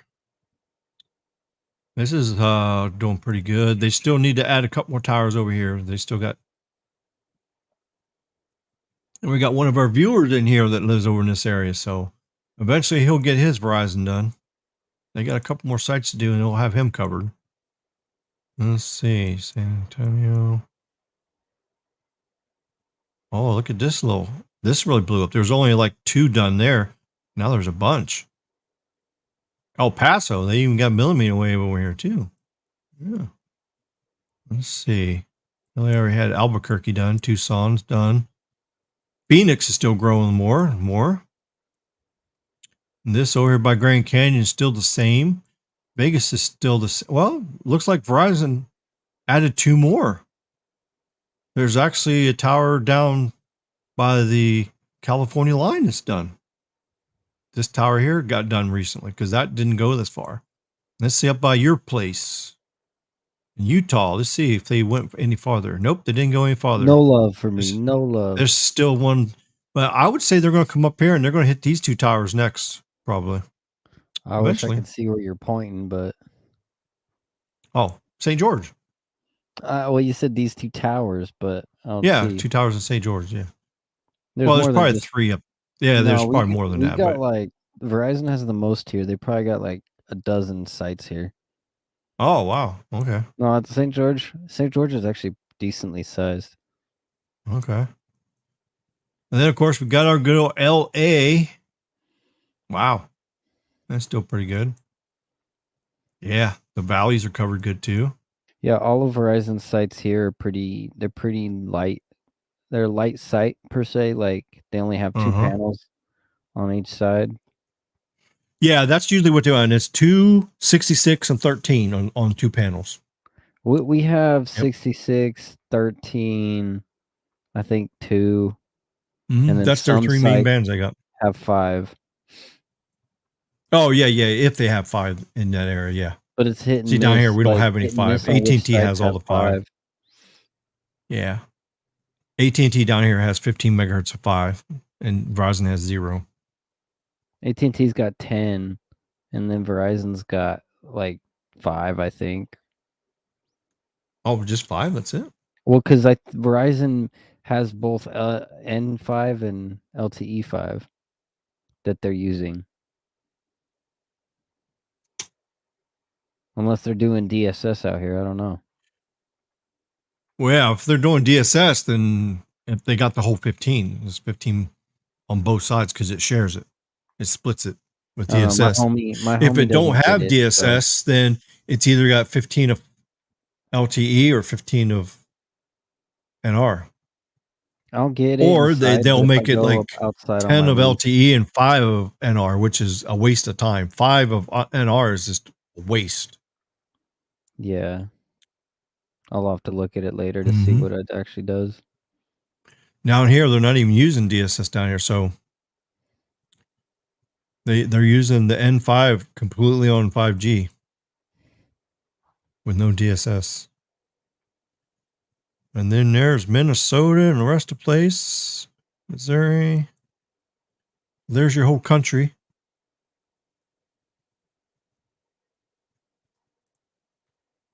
The reason people in Northern Maine are so upset at AT&T holding up T-Mobile's Auction 108 license is just what that map shows. No one else is even trying to give us mid-band except for T-Mobile. Yeah, that sucks. You know what would be amazing? When drones can fly the same distance as commercial jets.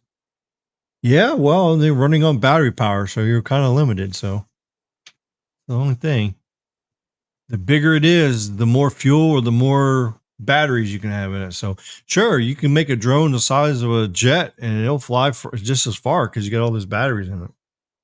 The more smaller it is, the harder it is. Hey, let's look at AT&T. Let's see what kind of lies they're doing. You know, this map is fake anyways. It's so over exaggerated. So Fake. exaggerated. Let's see if we got any new areas here. Looks like all the same areas here. Kansas City, Denver, Salt Lake City. I don't see any new areas. Pretty much the same areas. They're just densifying it. See, they haven't even started for Naples and down here. They haven't even started down here yet. Oh, yeah, they did. Look, they just added one site. Wow, that's a 300-foot site. That's a big site. Looks like. Yeah, that's one huge site right there. But see, that's all over exaggerated. It doesn't go that far. There's one site does not go that far. I can promise you that. Over exaggerated. Let's see how far. Okay, so I can zoom out that far. See, look here. It says that the Keys is completely covered with N77. It's a lie. There's still like 4 or 5 towers that needs replaced or done, upgraded. And just like this whole area, look, this is solid blue all the way through here. See, it's a lie. It's not that dense yet. Not at all. Yeah, look at this tower here. It says it splatters all destruction. No, it doesn't go that far. Let's see. Well, Lakeland's got some coverage now. They're expanded out a little bit. Ocala's got, okay, Ocala and Gainesville's got turned on. A little bit, anyways. Look at here. Palm Coast. Now, you tell those are like 300-foot towers, and they're really blasting that shit 7 miles. Of course, it's not usable 7 miles away, but sure, it looks good on the map. Good job, AT&T. You pushing that 5G plus icon out there. It doesn't work as far as your maps say, though. Look at there. That looks like maybe 2 towers right there. Oh, crazy. Gee whiz. Crazy. Wow.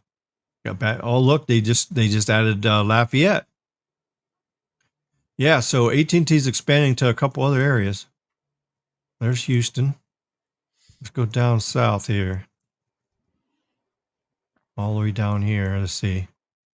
Oh, look at that. See, it says it's got solid coverage through it. I know there's some holes here because one of our viewers lives down in this area, and it's not continuous coverage. He's getting his shit beamed away with dual connectivity. It's coming from another site. Crazy. Oh, AT&T deception and lies. Trying to be like T-Mobile. Crazy. See, and everybody thought I was just a T-Mobile hater. No, I hate anybody that does any deception and lies. So AT&T, shame on you and your deception and lies. Look, there's nothing over here yet. Crazy. Look, Tucson has nothing. Yeah, AT&T is quite a bit behind than Verizon. A lot behind. Yeah, look at here. There's nothing in Kingman, nothing down here. So, see, Verizon already has some sites done down here. Yep. Look at there. They're behind. Las Vegas is not that dense. I know. It's not that dense. Crazy. There's Bakersfield. I mean, LA's down here. Let's see what LA looks like. Yeah, it's not that dense either. There's no way. Man, they just lie. You can just tell by the maps they're lying. Oh, look at this shit here. Look at this. You're telling me that it's going all the way these miles? No, and there's no way. Deception and lie. They're splattering it like N71. That's what they're trying to do. Deception and lies. Let's see what you guys are saying in here. I still can't get over how good the pictures from Ricky's drone are. Oh, yeah. It's 2K60. It does pretty good. The Tech Boy is here. How you doing? I want an S23 Ultra. Yeah, get you one. It's an amazing phone. After 1 month of using it, I'm very, very impressed. And I actually traded in my 22, and I was going to keep the 22, but after I got to 23, seeing how good it was, it's like, no, I don't even want this 22 no more. Got rid of it. Traded her in. You got T-Mobile. Okay. Verizon, Bakersfield to California. I love the drone videos. Oh, okay. Thanks, Berkey. Yep. One coming out tomorrow about 7 o'clock. Be another premiere come out. And I'll be doing some more too. I got some more I got to do. Oh, look at there. They just started to put some stuff there. Eugene, Springfield. Look up here. Oh, look at here. Hayesville's got some by Salem. Look at there. Those mountainous areas are kind of rough to do too. Yeah. Look, no N77 to be found. Look at this. Nothing. You gotta zoom out to see. Look, this whole area has no N77 yet. Nothing. Salt Lake. Look here. Nothing. You got Denver. Okay, let's see how Denver's doing. Oh, see? Just a small area in Denver. And you know that's over-exaggerated. Let's see, go up here. Minnesota. See what that looks like. Wow. That's... If it's got holes in it like that now, it's really not dense. That's because we know that's exaggerated. They just started doing that city. Look at that. This whole area has nothing at all. Yeah, AT&T's way behind Verizon. Way behind. Look at there. All right. What else we got here?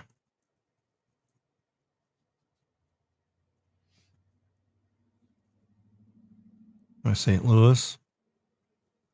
That's what it looks like. Oh, geez. Chicago, Milwaukee up here. Let's see what we got here. All right, so there's what we got there. Oh, there's nothing up here yet done. But one thing I do have to say, everywhere there's their other blue here, that's N5. These areas that has N5 and 50 megahertz of LTE, these areas are going to actually be performing pretty good. I mean, it's going to be easy to get 200 to 300 down on LTE and N5, and like easy 40 to 50 up if they got the capacity on the tower as far as the backhaul. If they don't have the backhaul upgrade, yeah, it won't be that fast. But the areas that has more backhaul is going to actually perform pretty good. So just because there's no N77 doesn't mean AT&T is garbage, because they have a very strong LTE and N5 presence in the country.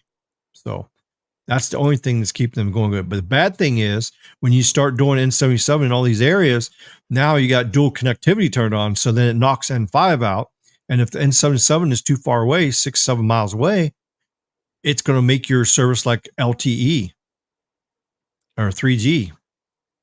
Very slow LTE anyways. So that's the only problem. 77 knocks out 5. And even though fake 5G is band 5, it's still 50 megahertz of N5 performs better than N44 on cell edge, or N77 on cell edge. There's Ann Arbor, Michigan. They got a little bit going on here. Wow, look at all that area. Wow. All the way up to Flint. Oh, so they're kicking it a little good. Oh, there's Port Huron. Let's see what else we got. Okay, down here in Ohio, they don't have anything. I got Cleveland and Akron and Canton done. Got Pittsburgh done. We got over here. This is a new site here. They just did this over here by Weirton. And let's see. They got a little bit of Columbus done. Got a little bit of Cincinnati done. But they're still way behind Verizon. Verizon got all this done. Let's see what else we got. Wow, this whole area is nothing yet. Nashville, it's got a little bit of action going. That's it. Oh, look at this tower all by itself over here. Over here in Cookeville, one tower. Look at that.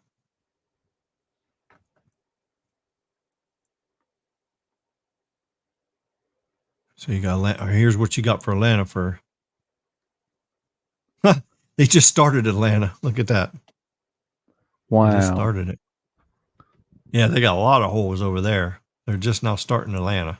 Atlanta's big though too. Yeah, but look what Verizon's got done.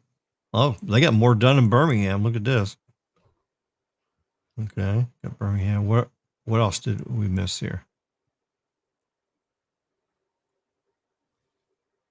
Oh, okay. Let's go over here and see what's done. Philadelphia. Yeah, it's not very dense yet. Hartford. Providence. Boston.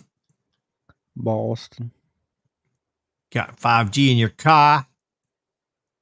And of course, we already know there's nothing going to be up here. Poor Maine. Look there. Barely got any N5 coverage up to there. Well, that's the way it is. Let's look at Skunky. Let's see how Skunky's doing. Of course, we already know these maps are lying like hell. All right, let's see what kind of skunkiness we got going on here. Skunky doodle doo. Come on. Oh, we got to zoom in that far to see it. Oh, jeez. Yep. So there's your skunkiness. Have they changed their map? No, it's the same. I just don't recognize those little splotches like so randomly and out and about now. Oh yeah, that's what they're doing. They get the metro areas done. They start going along and doing every little site around. They even went over here. More accurate. They went over here in Chase's area. There's several sites that's got N41, but the problem is this is lying. It's not even covering all this. Look, there's not even N41 can't even have continuous coverage. It's like you got it, you don't have it. You got it, you don't have it. You got it, you don't have it.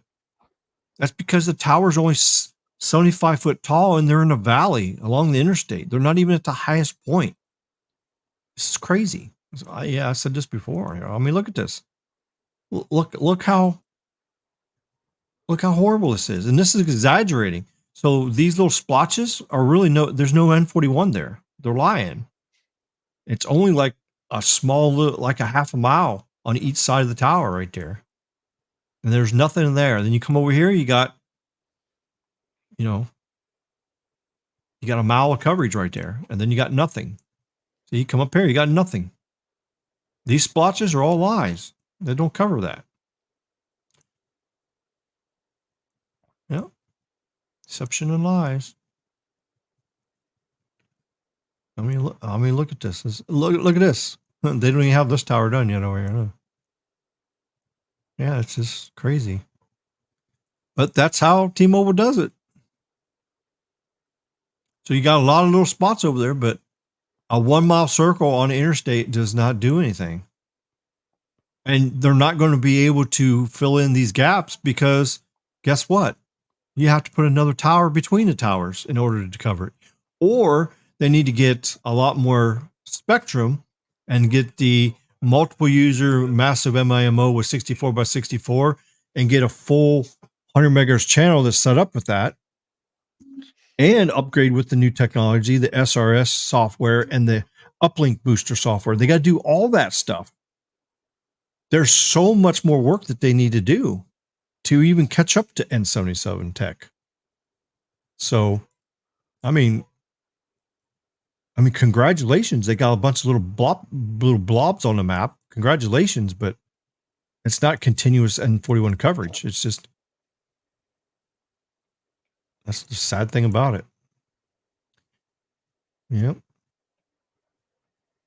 See, look at the gaps in here. Here's some, look at the gaps.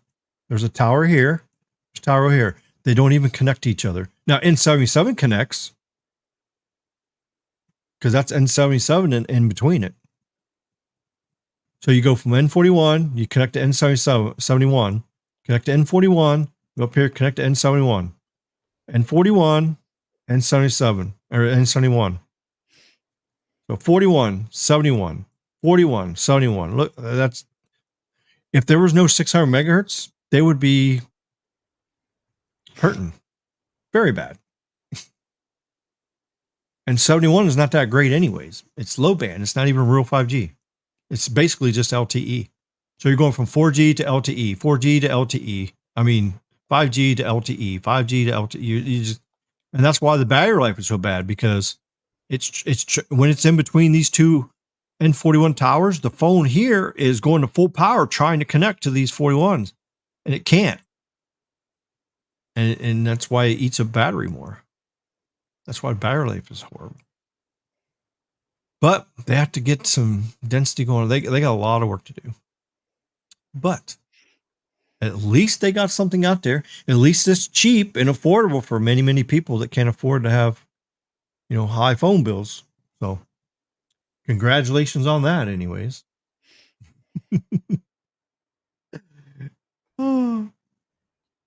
Let's see. Where are we at on here in the chat? Man, look at all this pink on my map. It's making my eyes funky. I'm seeing red in my eyes. I'm not even looking at it no more. Let's see. Where are we here? There you go. I think here we are. Maybe Samsung will send me one. Yeah, maybe. All right. For the drone video, it'll be 7 p.m. It won't be 7 a.m. Shoot, I'll be waking up tomorrow morning about 7 a.m.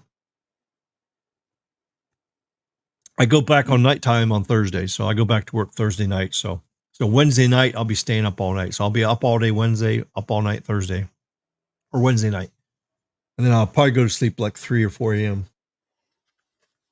And then get up Thursday, go back to night shift. Yeah, so it'll be 7 p.m. tomorrow about that time. Just went on a trip to Belton, Texas, had some spotty connection, bad connection in the stadium. T-Mobile was advertising in the stadium. Yep. Went to Denver in 2020, but did not have a phone yet. What map is this? Which map? I just showed 3 different maps. Basically, it's Verizon's map, and I showed you AT&T's map and T-Mobile's map. So it's on all 3 carriers' website. It's wireless coverage on their map. So, and then of course you got this other map too. This one here is this one right here. Ooh. Oh no, that's the FCC map. Have they updated the FCC map yet? Nope. Still says May 15th of 2021, going on almost 2 years. Come on, FCC, get your head out of your ass. We need this map updated. Dum-dums.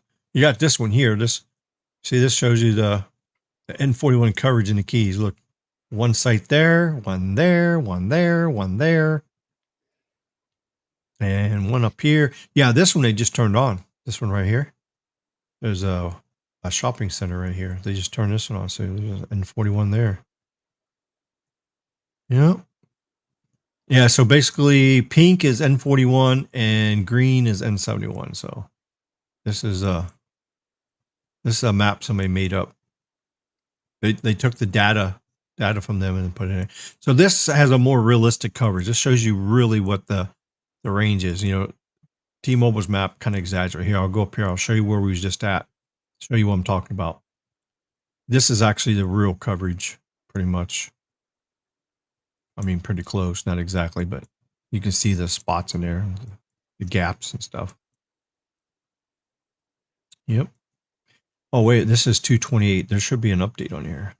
Oh, maybe there's not. They didn't update it yet for March. It still has 228 in here. So they haven't updated it yet. Okay. Oops. Oh, there we go. Yeah, but that just shows you the 41. And you can change this too. You can change the 41 to like band 12.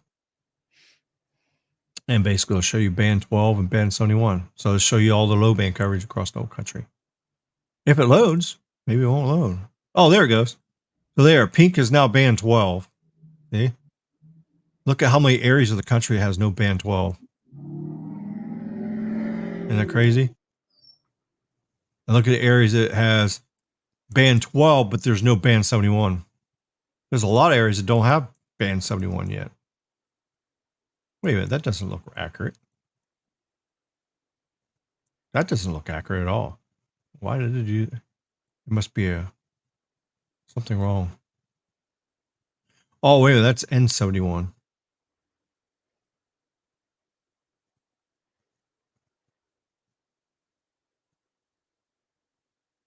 Let's see, band 4, band. Oh, here's band 2. Okay, so pink is band 2, green is N71.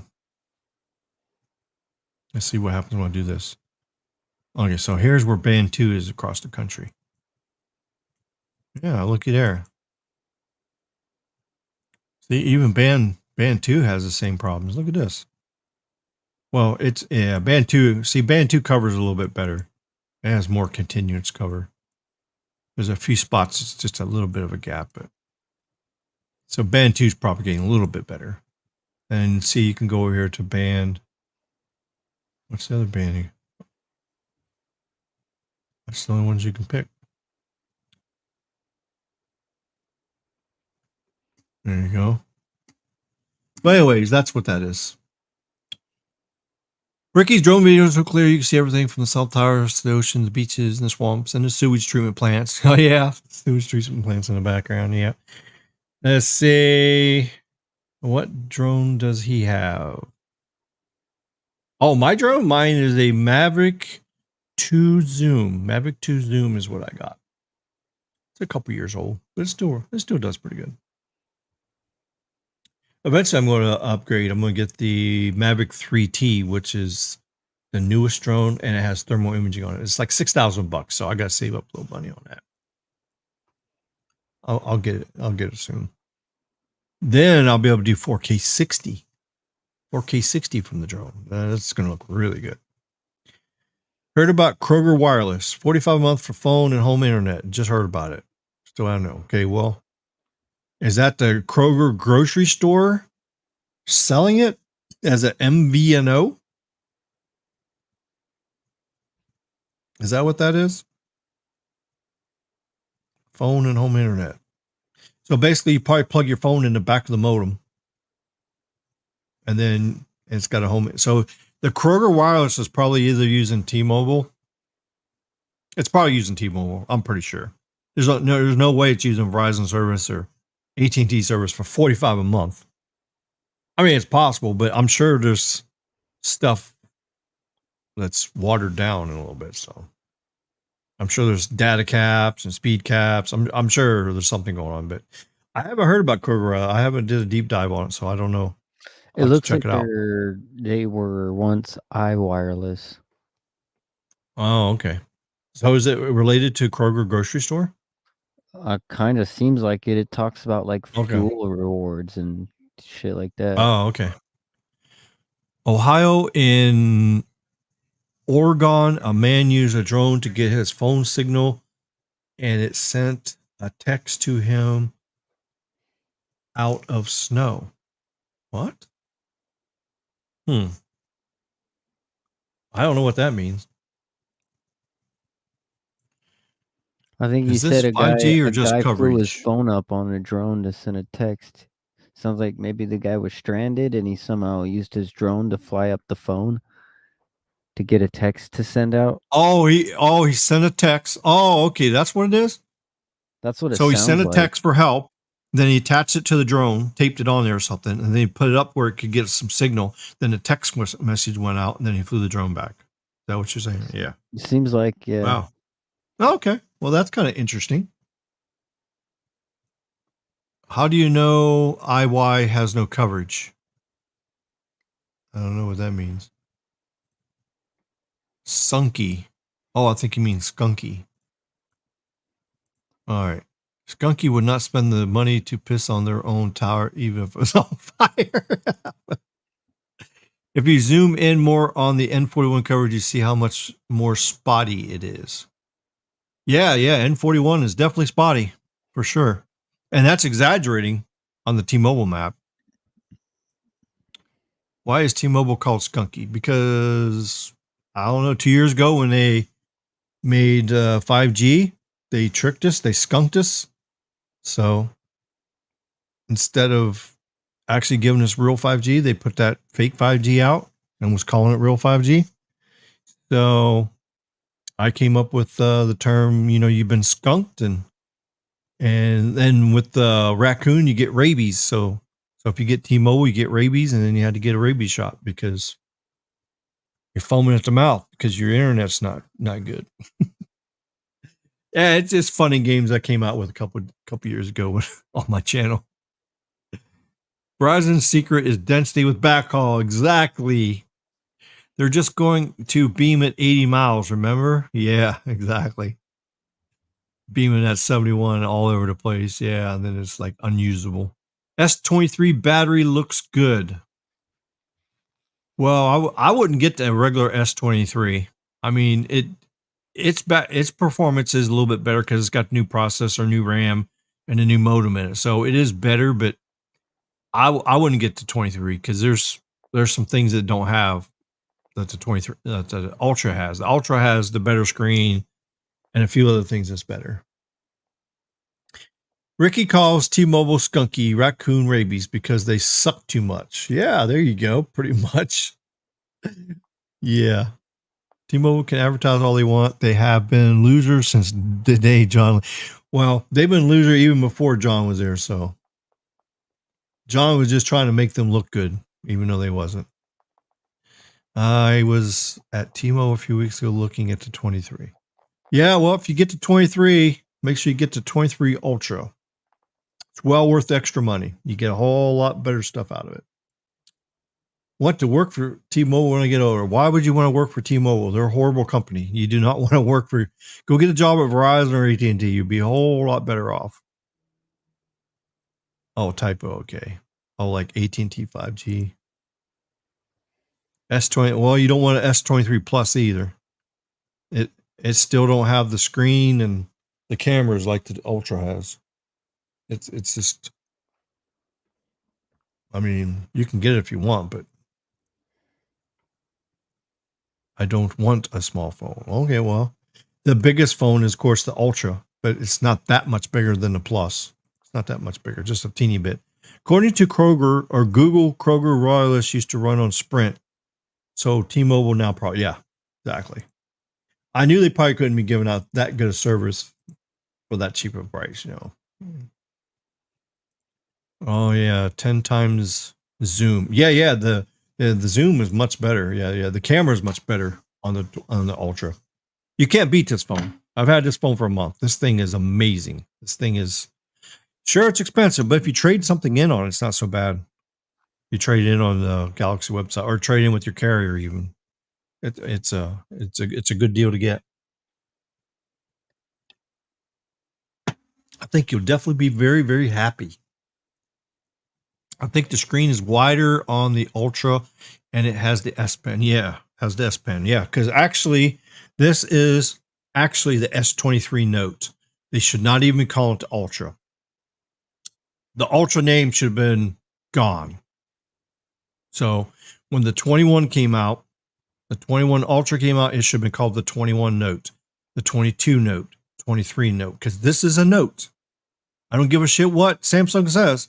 This is not an Ultra. It's a Note because it's got the pen. It's got everything. It's got the shape. It's the higher performance model. That's what the Note has always been, the higher performance. So this is actually a 23 Note. And then what sucks too is now iPhone is going to call their phone next year, the 15. They're going to call it an Ultra.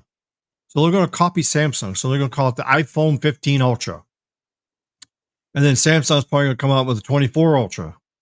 So it's like, why should we have Ultra in two different companies? And then it's bad enough that Chinese has made theirs Ultra.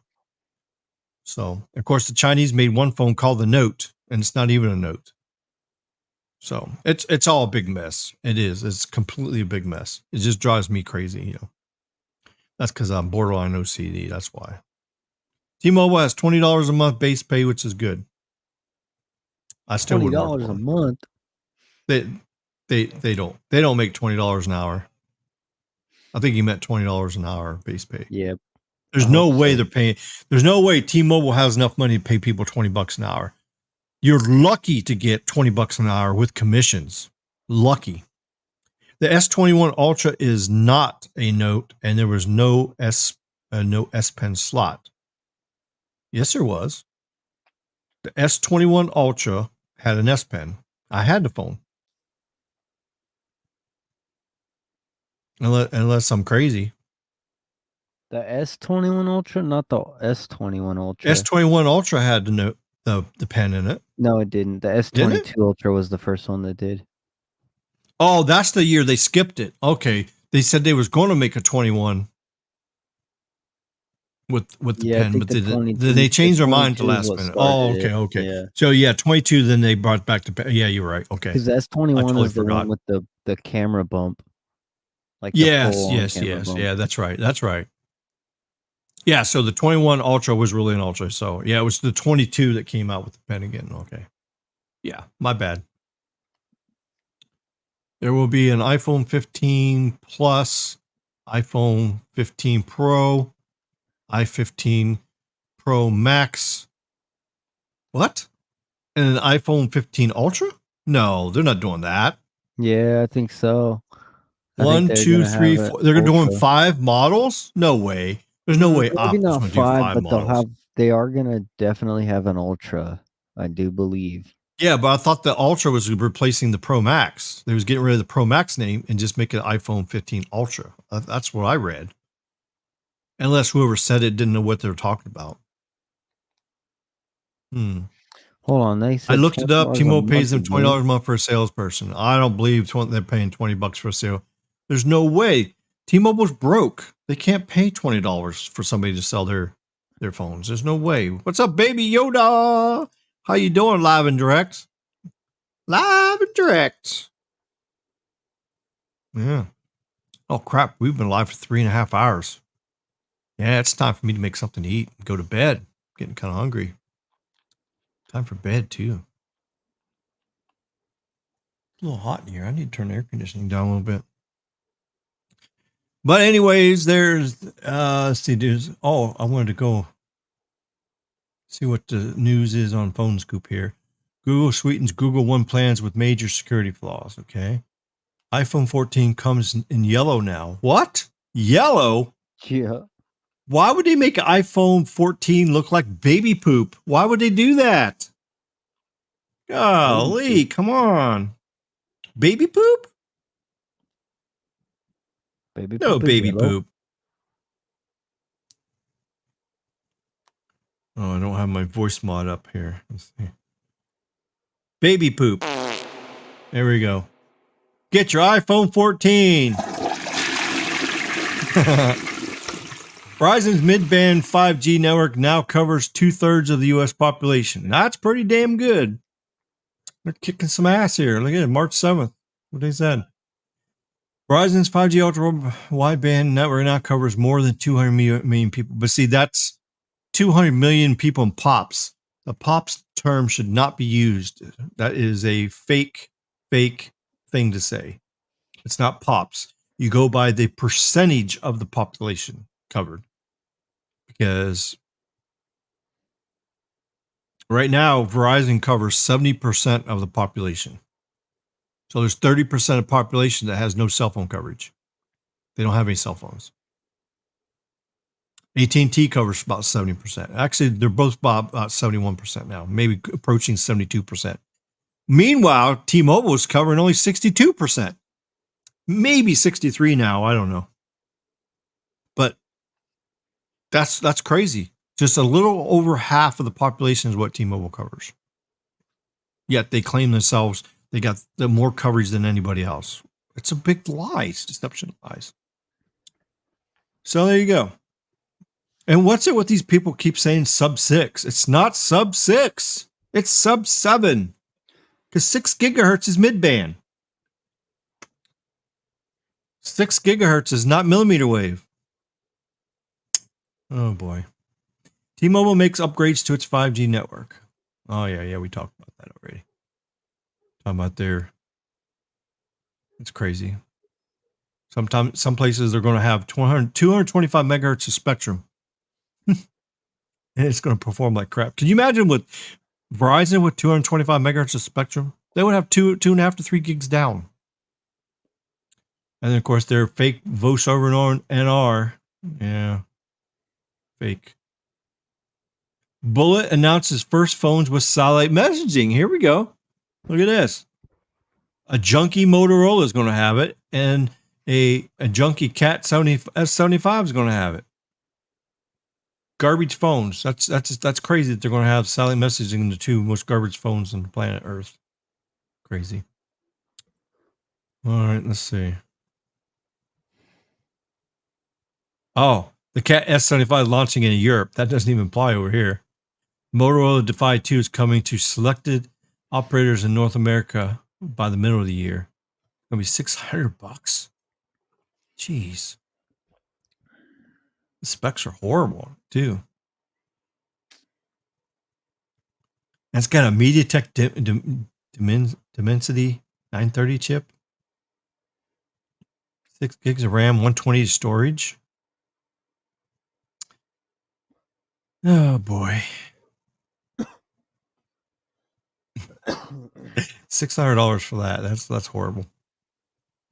And then we got new Bluetooth dongle lets any phone message via satellite. This is something is cool. I think I'm going to get one of these and test it out. What do you think, Wes? You think I should get this and test it out? Oh yeah. I could drive out in the middle of the swamp somewhere and see if I can connect to the satellite. You getting yourself a satellite phone still or no? Yeah, as soon as I get my dealership completed, I got to get insurance yet, and let's see what else. Oh, I got to get set up with the tax because I have to have the tax form to send them so that they know I'm set up to take sales tax. For real? So once I get those, once I get those two things done for my dealer, then I'll be good. That's right. You're going to be a dealer with them. I forgot.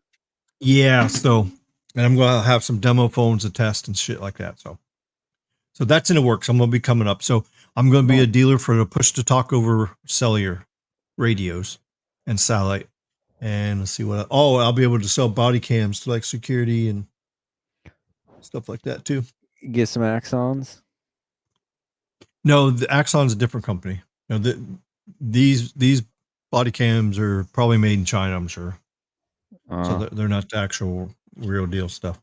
I wonder when they're going to start doing 4K body cams. Ain't nobody going to do that anytime soon. Unless your departments. Now, here's the other question I have. Unless the current like Axon body cams are actually good quality, and all these departments just garbage, give you garbage. The Axon 3 does 1080p. That's all it does. 1080p. But what I'm saying is they must be like trashing the bit rate. When you have these people requesting footage from the police, the police departments must just be like giving you the footage at like a really low bit rate, because a lot of these clips now I've seen some good clips, but most of them are like horrible and you can barely tell what the heck's going on. Yeah, it's probably a lower resolution. That's probably what they're doing. And then of course, how are they sending it? If they send across the email, you're limited. You can't send a 1080p 30 across the email. Yeah, they are 1080 videos, but the bit rate just must be low. But if you send across the internet, you have to reduce the resolution, and that's probably what they're doing. I mean, you could have 1080p video, but you can have a low bit rate. So, the bit rate at the end of the day is what defines the quality on your video, because it's how many bits per second. It's how much detail per second per frame, basically. But if it's watered down like that, it's not 1080. So if you reduce the resolution down, it's not going to be even 1080. It's going to be like 720. Yeah. Because the bit rate is in direct relationship to the actual quality. 8K 30 FPS body cams, we don't need. That's overkill. The tech boy says 8K 30. So this thing says you connect it to your phone. It can both send and receive text messages where cellular service anyway. While it includes an SOS mode, the service is also available for non-emergency use. The device is rugged, waterproof design, multi-day battery life. That's pretty good, and can function independently of a phone with two buttons, an SOS button and a check-in button. That is awesome. The Motorola Defy Satellite Link will be available globally on April for $99. Look at that. Service is extra, starting at $4.99 a month. $4.99 a month. That's very reasonable. Or for $149, a bundle will be available that includes the device and 1 year service, including SOS Assist and up to 30 non-emergency messages per month. There you go. I'm seriously gonna get me one of these. I'm buying that for $150 and we'll test it out.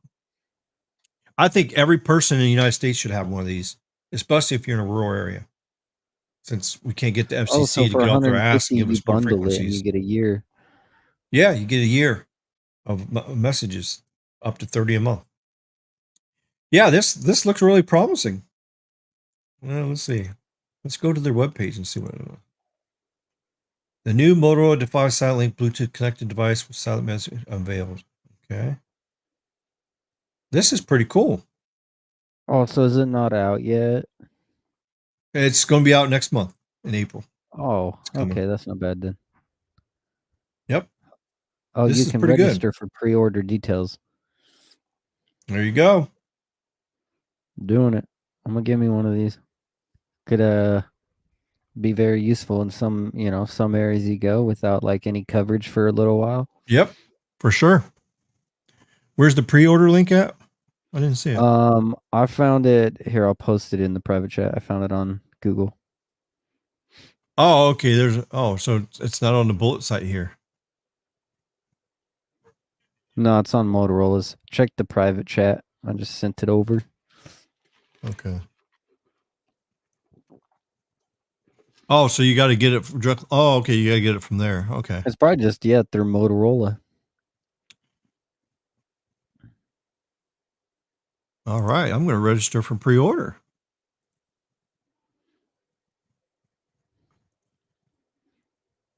So maybe I can get them to send me one for free to test on my YouTube channel. Maybe. What do you think of that? Oh yeah.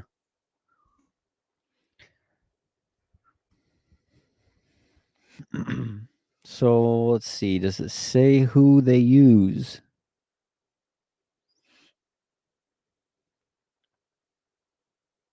Who they use? What do you mean? Okay, so it says according to CNET, Bullet SPACT network can rely on geostationary satellites from Inmarsat and EchoStar. Yeah. Yeah. It should be live across Europe and North America at launch. Uh-huh.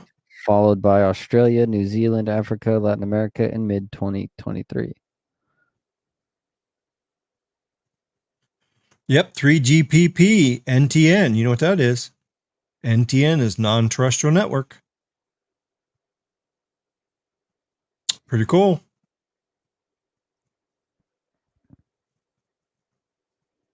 Yep, there it is. Geostationary satellites. Wow. So the iPhone has its own band for the satellite connectivity. I didn't really know that. Yeah, it's using Globalstar. Yeah, I knew that. gigs. I just didn't know it was on like N53 that it's its own band. Or band 53. On what? N53? Yeah, it says it's using N53 is a terrestrial N53. band. It's not a satellite band. N53 is what a satellite phone can connect to a terrestrial site to give it coverage indoors for Globalstar. That's what N53 was designed for. Gotcha. The article I was reading on was just saying comparatively Apple's service runs off of Clear Via the Sky using band 53 and N53 communications. Well, I don't know why it's saying that because 53 is not using the satellite. Doesn't need it. 53 is for the terrestrial. Oh, that's kind of weird. All right, I'm registered. Yeah. For pre-order.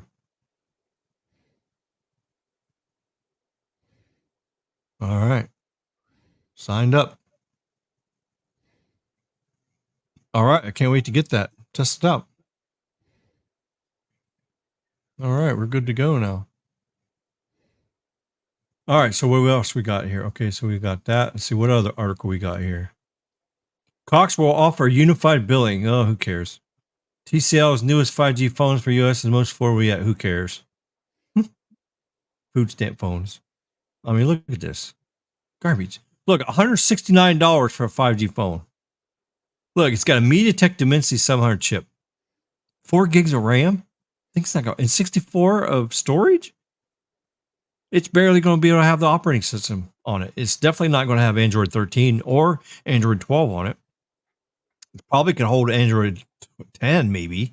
I mean, you'd be surprised. Some of these budget Android phones are getting the later versions of Androids, but their updates are far and few. There's no way if it has 64 storage, it's not going to be able to handle it. There's no way. Well, look at the 40 XL. It has 128 of storage, so it's got a little bit more. And it's using a MediaTek G37 chipset. These modems are trash, man. Well, don't expect very good performance out of these for sure. But if that's all you can afford, and then that's what you need, then that's what you get. Google expands access to Magic Eraser. Yeah. I actually have Magic Eraser on my S23 Ultra. And you know what else feature I got? I can clip out an image and save it. Yeah, it's pretty cool. I did it with my truck. Here, well, let me show you. I did it with my truck. I actually clicked on it, and I actually took an image of my truck, and it cut it out of the picture. It was pretty cool. I did it by accident. I actually pressed on the truck, and it clipped it out. Check this out. Look at that. See how it clipped it out? Oh yeah. Isn't nice. that crazy? So if you press and hold it, it actually cuts that image out. And then I can paste that into another. So like I can be in Alaska, right? Where there's snow on the ground, and I can paste this on a road in Alaska. Make it look like I'm driving down the road in Alaska. Isn't that crazy? Yeah, see, here's how it clipped it out. See? There's that. See, there's dirt in the background. Now watch this. See? And then I clipped it out. Isn't that crazy? Pretty cool. Oh, yeah. Here's another one. Here, see? This is the actual picture. Okay. See the dirt already? Now watch, I clipped it out. Now look at this. See there? The background's completely black. It actually cut it out. Yeah. Yeah, so you got the clipping part you can do, and then you can do the magic eraser. So actually, in a picture, I can click on it and I can actually erase stuff out of it, which is kind of weird. So yeah, so Google expands that to that. Let's see. Microsoft brings an AI chatbot to mobile. Qualcomm gets an Android phone to perform AI image generation. Oh, that's kind of interesting. Stable diffusion AI technology. Oh my gosh, there's so much AI coming out.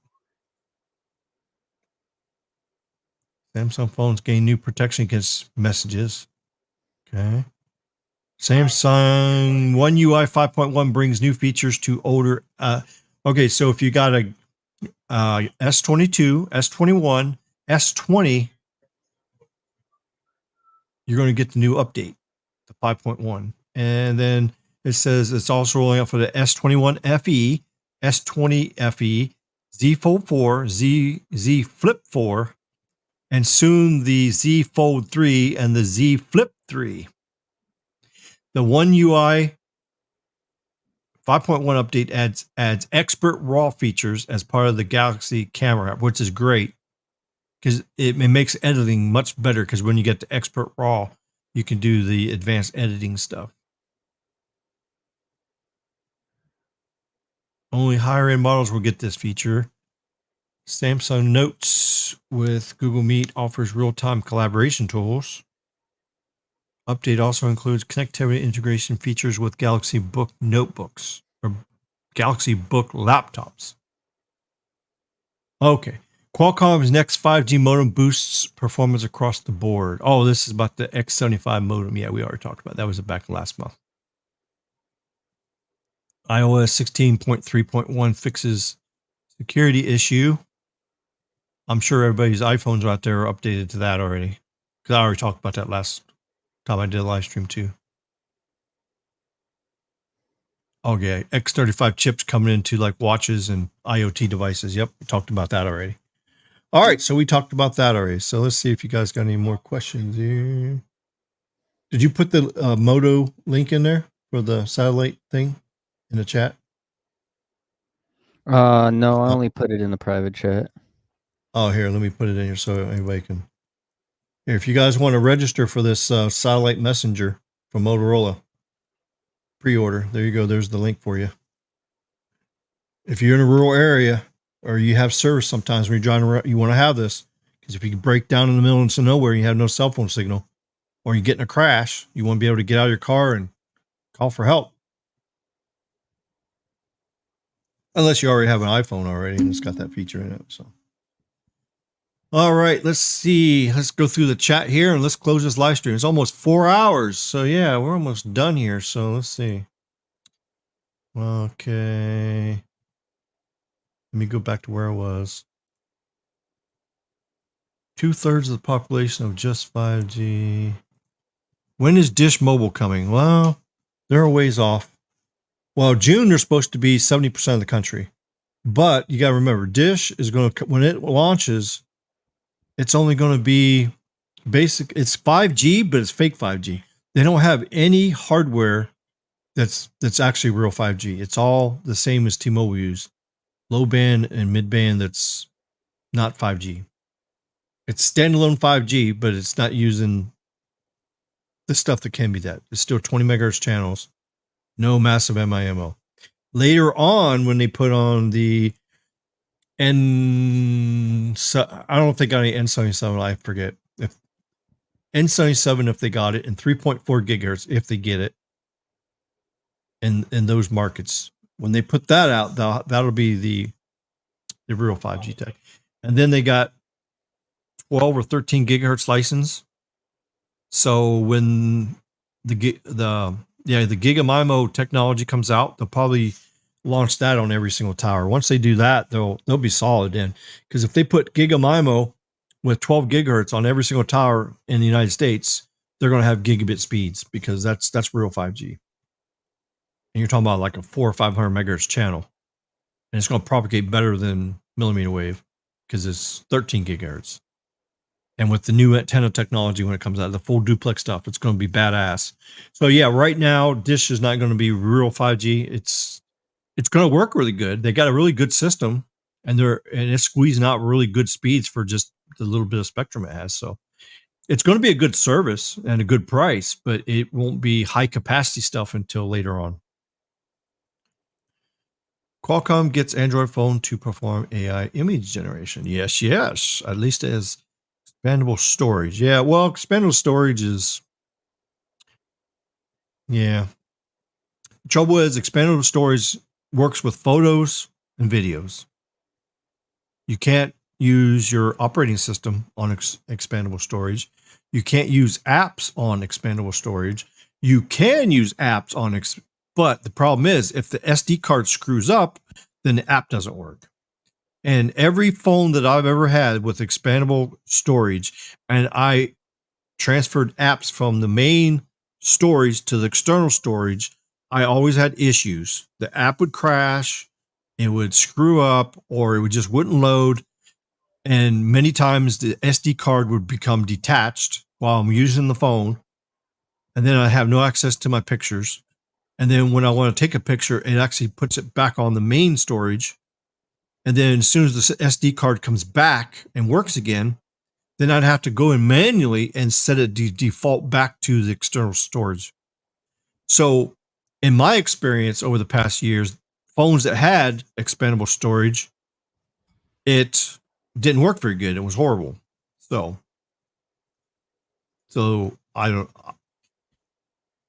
I think you should just get a phone that handles the storage you need internally and be done with it. It's a lot better off anyways, from my experience. Now, some other people might have good experience with it, but I've had nothing but bad experience with it. So expandable storage, I don't even care about. What if it doesn't work? Then you're stranded in the swamp.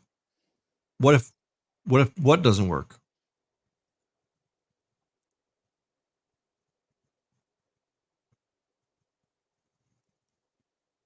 I don't know.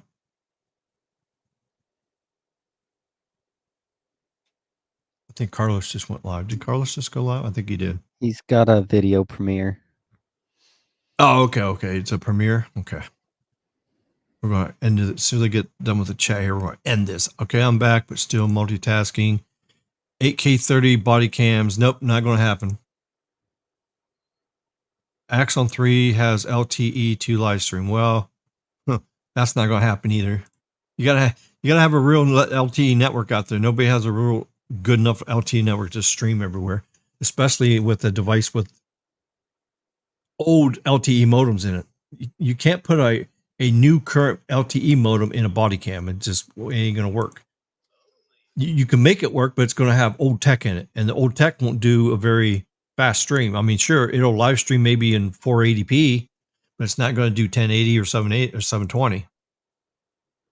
I'd rather watch Sneed Mobile Tech read old Verizon articles, but this is cool too. Oh, okay. Well, thanks. Yeah, I try to bring something different. I mean, I do go over a few articles I see is pretty cool, but mainly I just like to talk about tech. Do you use the S Pen? Yes, I do.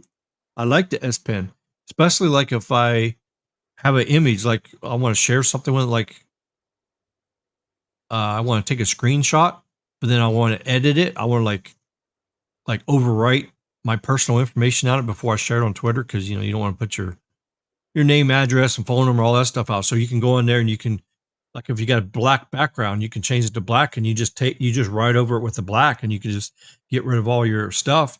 And then when you post on Twitter, you don't have to worry about it. You show them what you want to show, but you don't reveal your stuff.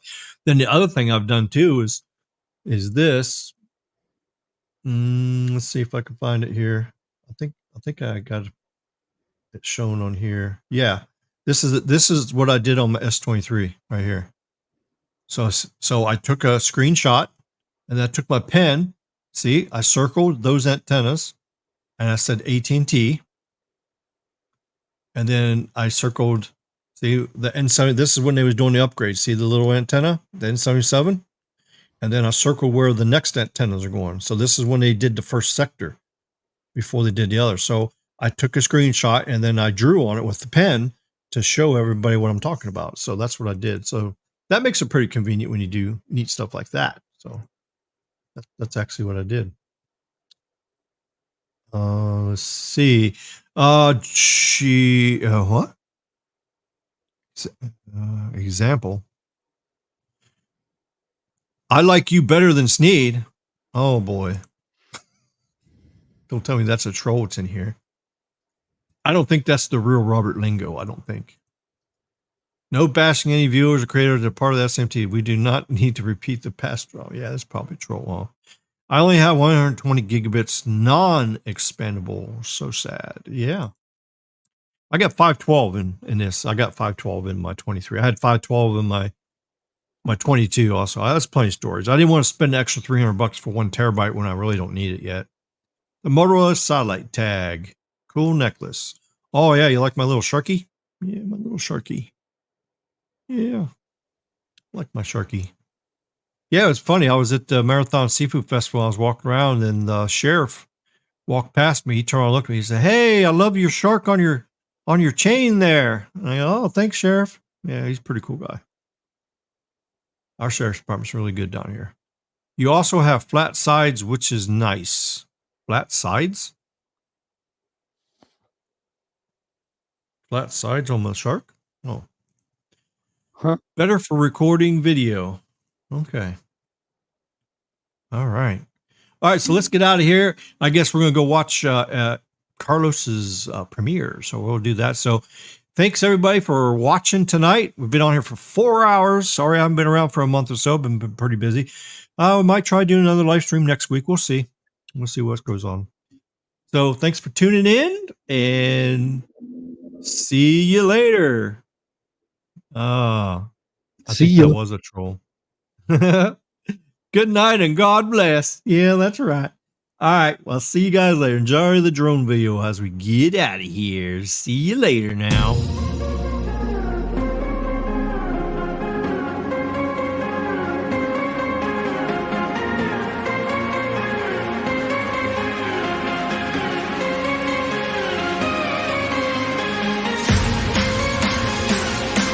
Dang, I forgot the poll.